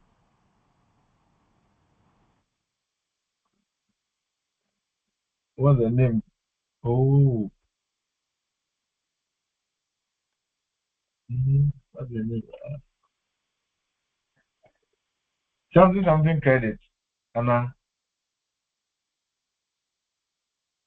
Now they've changed their name. Now they've changed their name. I think they had, okay, bills. Now they are bills.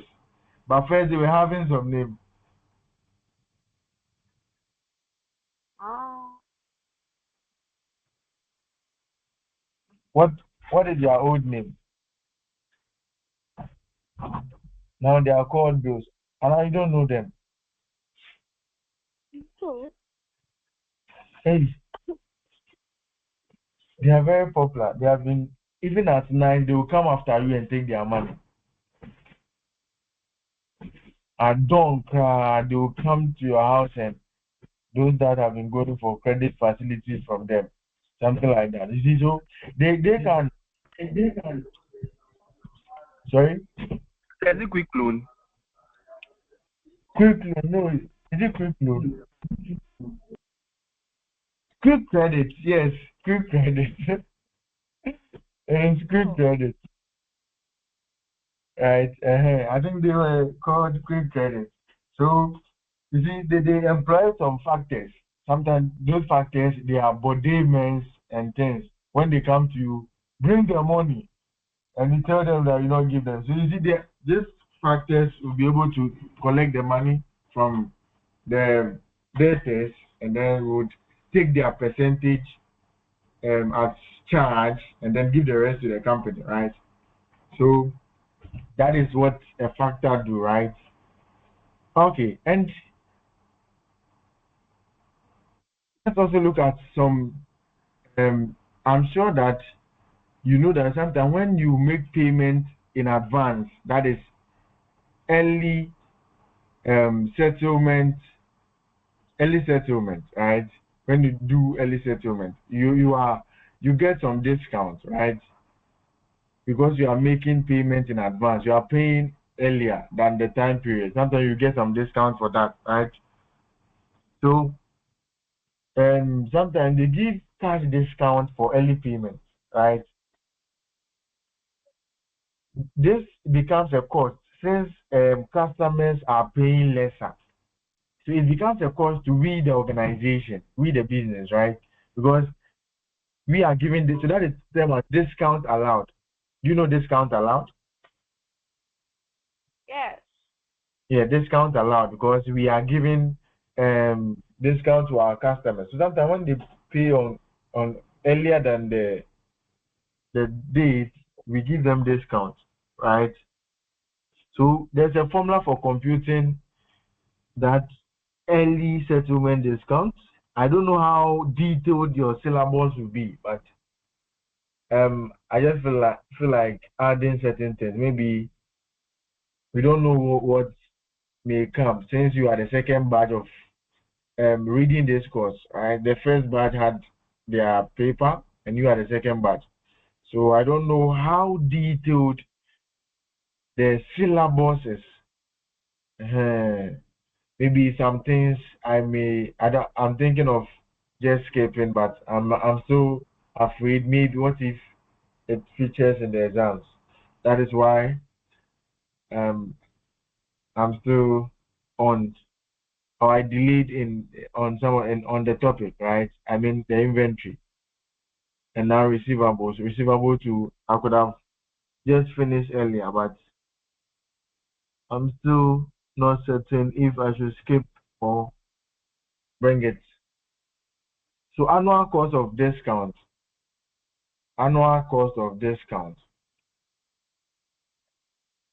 Once you give discount, what is the annual cost, right? So there's this formula, which is the 1 plus. Have you seen this before? Is it in the slides? No.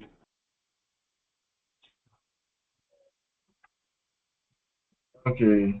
So that is this 1 plus the discount over the amount that is left for you to pay, right? Amount left for you to pay.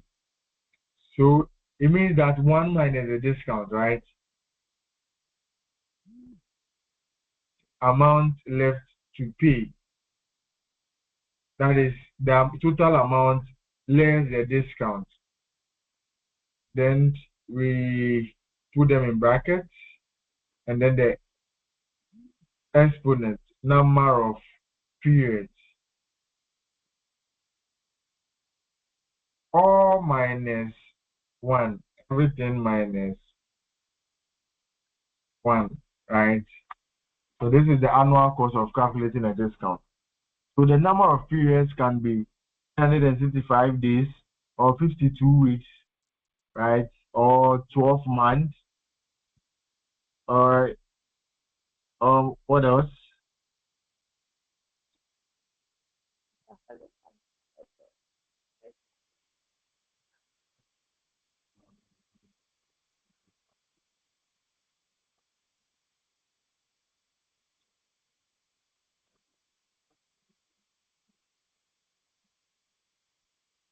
Okay, so I think we can take our first example, first illustration, very short one, just to compute let me see.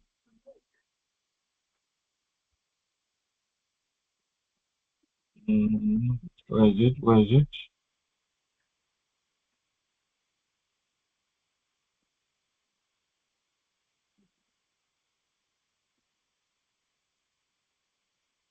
Hey.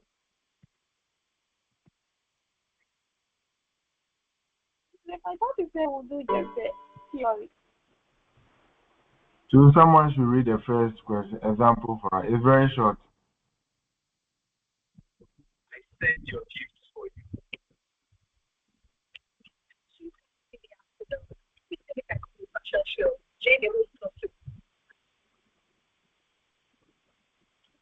And who is reading?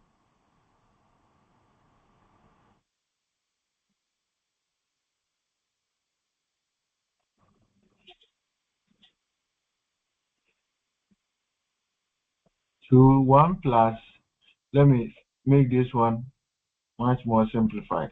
1 plus discount, the discount in percentage all over 1 minus the discount. That's why I said amount left for you to pay. So the total minus the discount, then everything over the number of periods, right?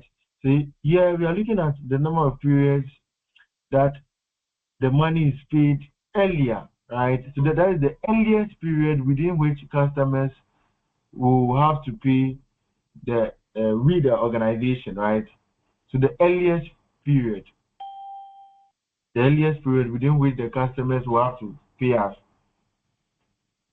Okay, so here, if you are using 366 days, that will be 366 days divided by n, or 12 months, 12 months divided by n, or 52 weeks divided by n, right? So the earliest period within which the customers will pay us. All right, someone should read the question and let's solve it and then leave here for today.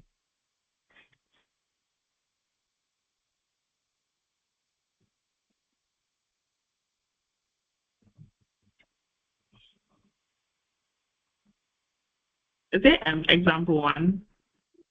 Yeah, example 1, of course. That is under Okay. the receivables. Customers currently take 3 months credit. We are considering offering a discount of 4% for payments within 1 month. Sales are $12 million. We are paying overdraft interest of 20% per. Calculate the effective percent cost P of the discount. Should we offer the discount?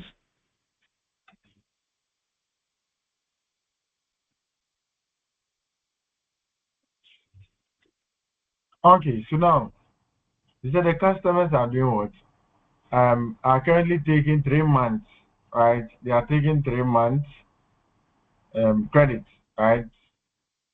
So the 3 over 12, 3 out of the 12 months, right?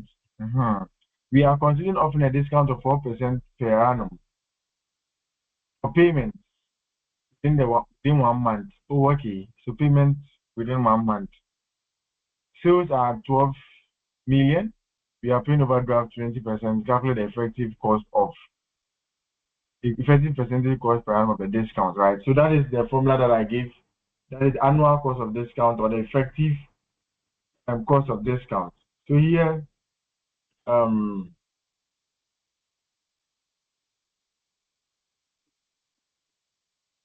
example 1, receivables. So that is, they say the credit was what, 3 months, 3 months credit period, 3 months credit what policy, right? And they said discount is given for how much? How many months? Discount is 1 month. offering a discount 4% within 1 month, right? So the discount is 1 month. What else? The sales is 12 million. What else? They're paying an overdraft. Overdraft is 20%. What else? And I think you should calculate the effective. All right, so the effective cost of discount is 1 plus the discount percentage all over 1 minus the discount. Everything brackets close. And here, what are we using? Months, right? Because it'll be given in months. Months, 12 months over. The discount is what? 1 month. We are to pay within 3 months. Look at this. Let me explain. We have to pay within 3 months. But we are paying within 1 month. So what is the remaining months that we are paying in the earliest period?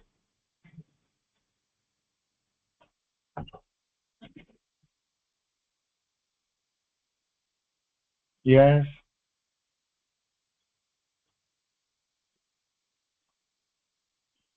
What is the earliest period within which the customers are paying us?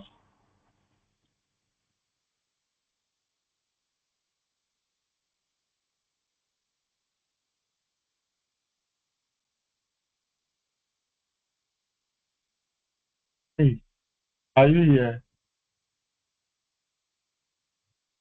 Hello. Yes. Okay, let me define N. The N that we are seeing, let me define it. The earliest period within which customers will have to pay us if given the discount. If given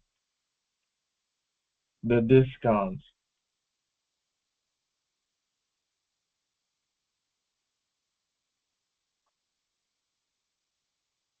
Right? So in this question, so yeah, example 363 days, 65 days over N, or 12 months over N. So here we are saying that we've been given a credit policy of 3 months. But when we pay within 1 month, we'll get a discount of what? 4%. We have to pay within 3 months. When we pay within 1 month, we'll get a discount of 4%. What is the earliest period in which we are paying the customers are paying us? Yeah, let's consider ourselves as a business, right? And we've given the company, the customers, 3 months to pay us. Now we've informed them that if they pay us within 1 month, then they will get a discount for 4%, discount of 4%. What is the earliest period in which these customers are paying us? It's 2 months. They are paying 2 months in advance, right? Because you have to pay within 3 months. But with your first month, it means that the 2 months in the advance we've paid. So that is the end. The 2 months is the end, right? The 2 months is the end. 2 months is the end. And then let me 1 plus the discount is how much? 4% over 1 minus 4%. All in brackets 12 over 2. 2 months minus or minus 1, right? What are we getting?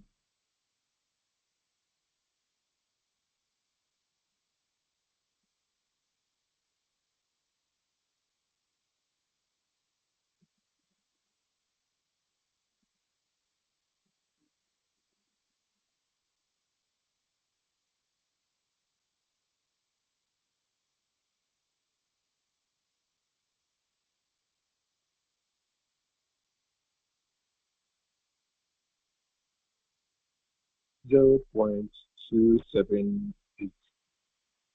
0.278. So that's basically 27.8%.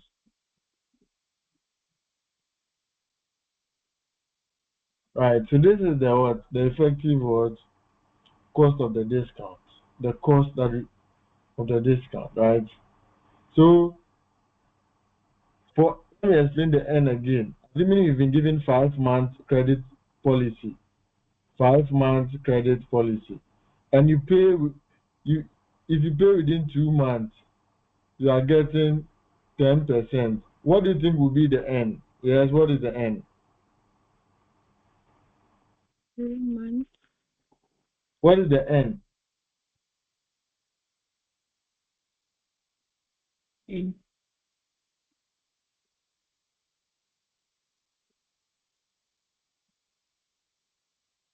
Hello, what is the N?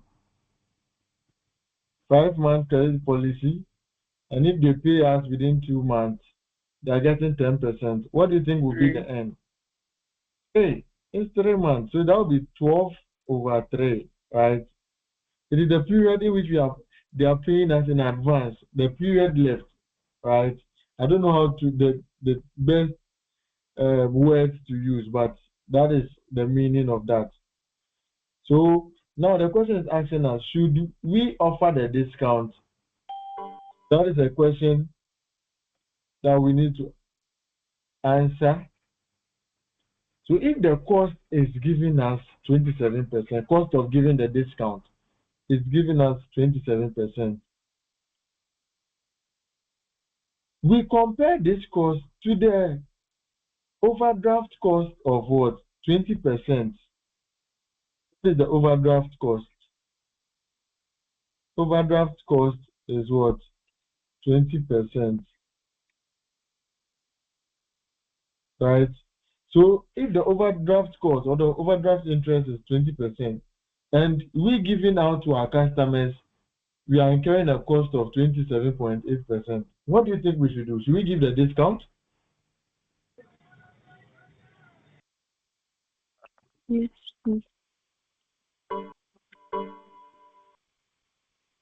Should we give the discount?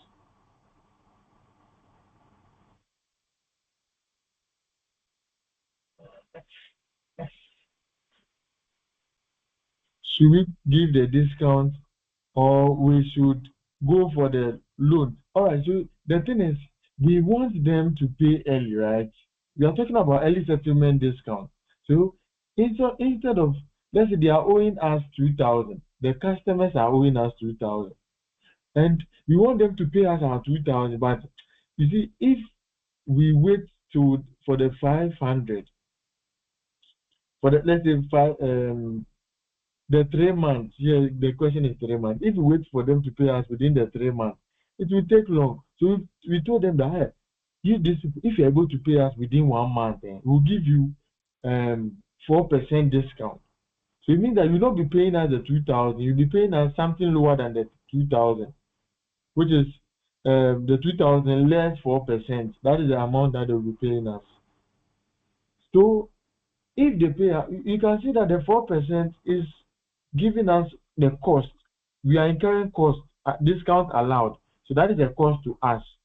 The discount allowed cost is 4%, and the discount allowed, the cost is giving us for 27.8% when we calculated the cost, the actual cost as a result of giving the 4% discount. The actual cost is what? 27%. Why? Because we need money to finance our receivables. We need money to finance our receivables. And because of that, we are either giving you discount of 4% so that we can get money to finance our receivables. Because if the receivable amount is bigger, we will not get money to operate. So either we give you an early settlement discount, or we allow you to pay within the 3 months. Or we allow you to pay within the 3 months and go for an overdraft facility, which is a loan, or go for a short-term loan. When we go for the short-term loan, we'll be paying interest on it. The interest on the loan is 20%. interest of going for the loan is what 20%, and the cost of giving you the discount is given as 27%. Brand Kofi, Sister AC, do you think we should give the discount, or we should allow them to pay within the 3 months and then go and take the overdraft facility and pay, and rather pay an interest of 20%?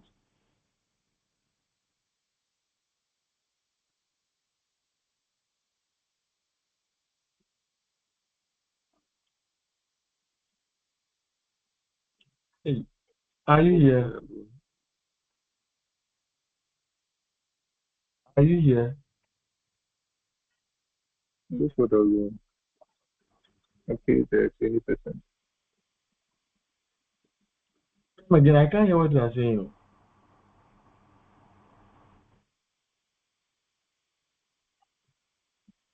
I'm saying Are we we should, we should we should go for the loan and pay the why? 20%, Why?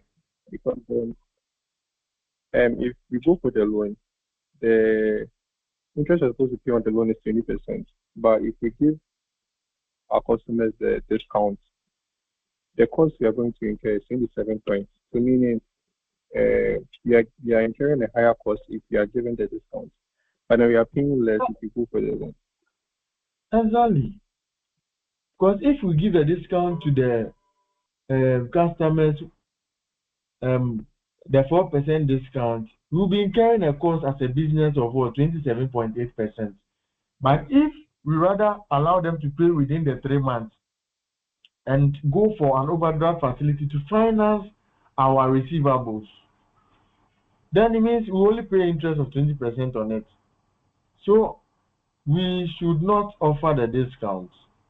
We should not offer the discount, but rather go for the overdraft, right? We should go for the overdraft facility. So you can write in your note, NB. Let me write it here. NB note. You can write it here, NB.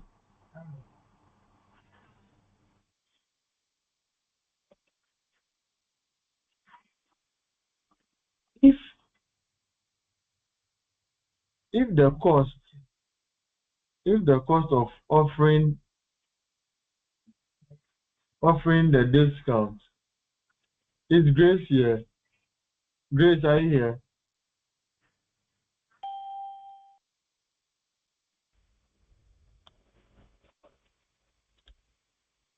Is Era here? What of Era?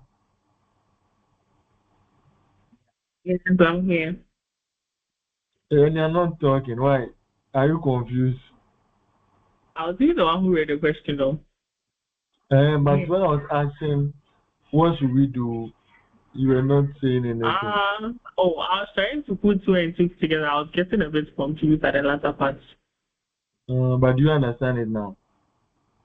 Yes. So if the cost of offering the discount exceeds the rate of overdraft interest, then the discount should not be offered.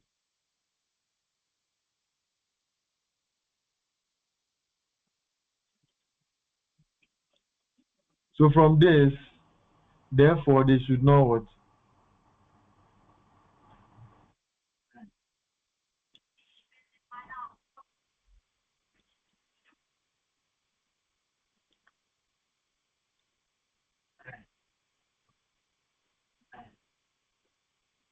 Therefore, we should not give the discount.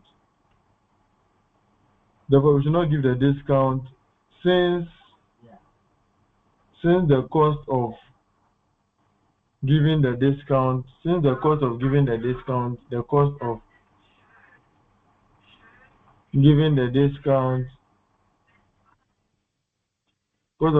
discount is greater than what?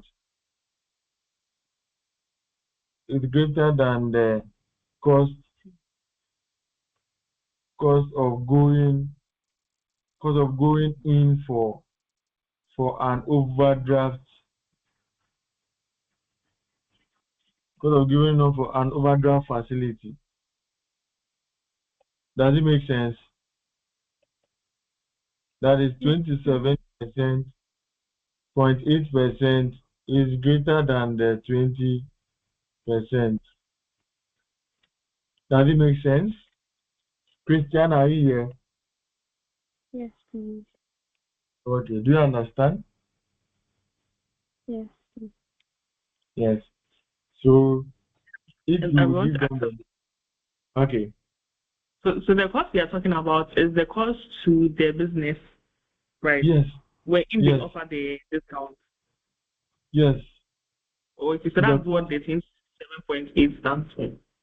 Yeah. That is the meaning. So you see, that's why I said we are the business. Always let's put ourselves in the business, right? In the shoes of the business. So at the point I was saying that customers and that one, I wasn't really paying attention to that, but we are the business, right? We are giving discount to our customers. We give them 4% discount if they pay within 3 months. That is the meaning. But if they pay, no, sorry, we give them, they'll pay the normal price within 3 months. That is the credit policy, 3 months. But if they are able to pay within 1 month, we give them a discount of 4%. That is the interpretation of this. You get it? You get it? Yes. So if they're able to pay 1 month, they'll get a discount. We give them the discount. If we give them, or we will allow them to pay within 3 months, they should pay within the 3 months, and then we'll go for money elsewhere. That is loan, and then to rather pay the interest on the loan, which is the overdraft. Right. Okay. Mm-hmm. So that is the meaning, because maybe we don't want to sit down and wait for 3 months right before we get our money. We want to do something for them to pay within 1 month. So you say, oh, you guys, customers, if you pay within 1 month, we'll give you a discount of 4%. So you see, the person will be like, hey, then let me go and get money and come and pay, because I'll be paying lesser than the actual amount, right? So the person will pay less than that. So the person will pay early, and the company will get the money for its operations, for its day-to-day operations. Because they cannot sit down and wait for you to pay within 3 months. They have to get money elsewhere to operate. So that is it. So if the cost of offering But is then, is it for the overdraft? I'm just finding it hard how it's related to the business, not to the customers. Because if I'm the customer and then the business is telling me that if I'm paying in for a 1 month time, I'll get 4%, and then if I pay in 3 months, I'll be paying like the full lump sum. So I can also think that, oh, if I invest that money, maybe by the 3rd month, I might get like maybe money to do this and this, or maybe if I take the 4% to be the best option. So that's what I'm trying to like wrap my head around the overdraft, how it's related to the business and not to the customers. I don't know whether you get me. yeah. So everything we are talking here is with respect to the business, not customers. So I am the business. You are you there, and you are the business, right? We are the business. And we want to inform our customers that the bank overdraft decision that we are taking, in fact, customer no, doesn't concern the customer. It is we the business, because we the business, we need money to finance our operation. The receivable we sold on credit, and the receivable balance is big. Now we are not getting money. Our monies are locked up with customers. They've not paid the money, right? So since they have not paid the money, now we need money to go and buy inventory, right? We need money to go and buy inventory to resell to other customers to get our revenue. Where are we going to get the money from? So either we go and borrow from the bank. The option is either we go and borrow from the bank, or those that are owing us, we tell them that, oh, please, even though we've given you credit period of 3 months, that you should use the 3 months to pay us, but we would give you 4% discount if you pay within 1 month.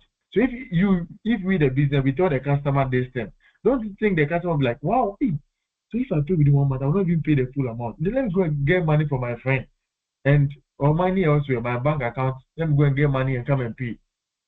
right? So they will rush to get the money wherever they will get the money from because of the discount that they are hearing. So it is we the business.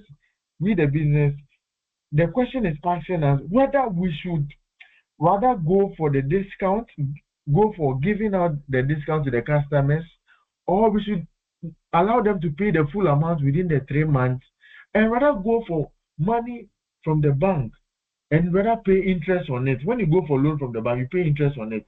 So the question has given us the interest as 20%. That is the when you go for loan, 20% per annum.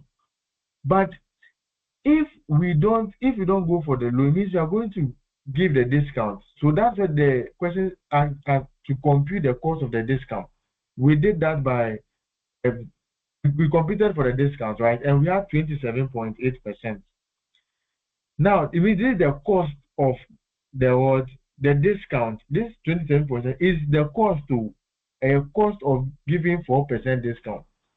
So if cost of giving 10% discount will be different from cost of what giving 4% discount. So here 4% discount is giving us 27.8% cost, and a car, but you pay cost.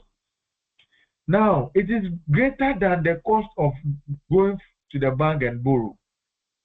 As a rational business, do you think we are to go for the facility and pay 20% on it, or we are to give the discount which will cost us 27.8%? What do you think we should do?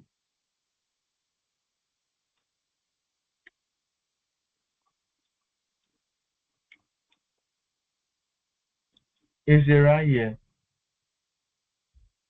Yes, I'm here. Can you repeat what you said? Sorry? Can you repeat what you said before you mentioned money? I said, do you think as a rational business we should go in for the 27.8% or the 20% based on the explanation that I've given? The 20%. Yes. Because it will cost less.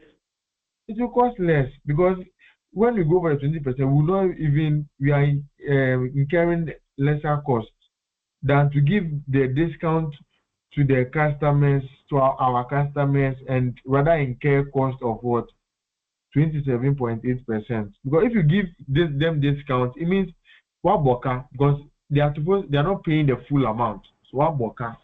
So that is the do you understand? So just understand what the question is talking about. I'm sure you get it now. Yes, I do. Thank you. Welcome. On that note, is there any other question? If there is no question, I think we'll pause here for today because you guys, I think the number here is even not encouraging. It means you are tired, right? Okay. Any question?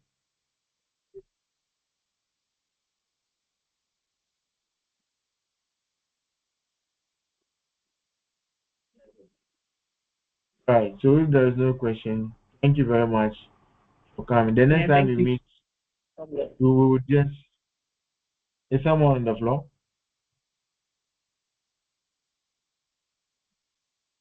Okay. Can you post the recordings from them? You need what? Please, did you record it? Yeah, I'm recording it. Yes, please. We want it.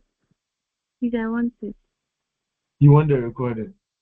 Yes, I didn't join early. Okay, don't worry. I'll share it. I'll share it on our YouTube channel. Okay. So thank you guys for coming. Thank you.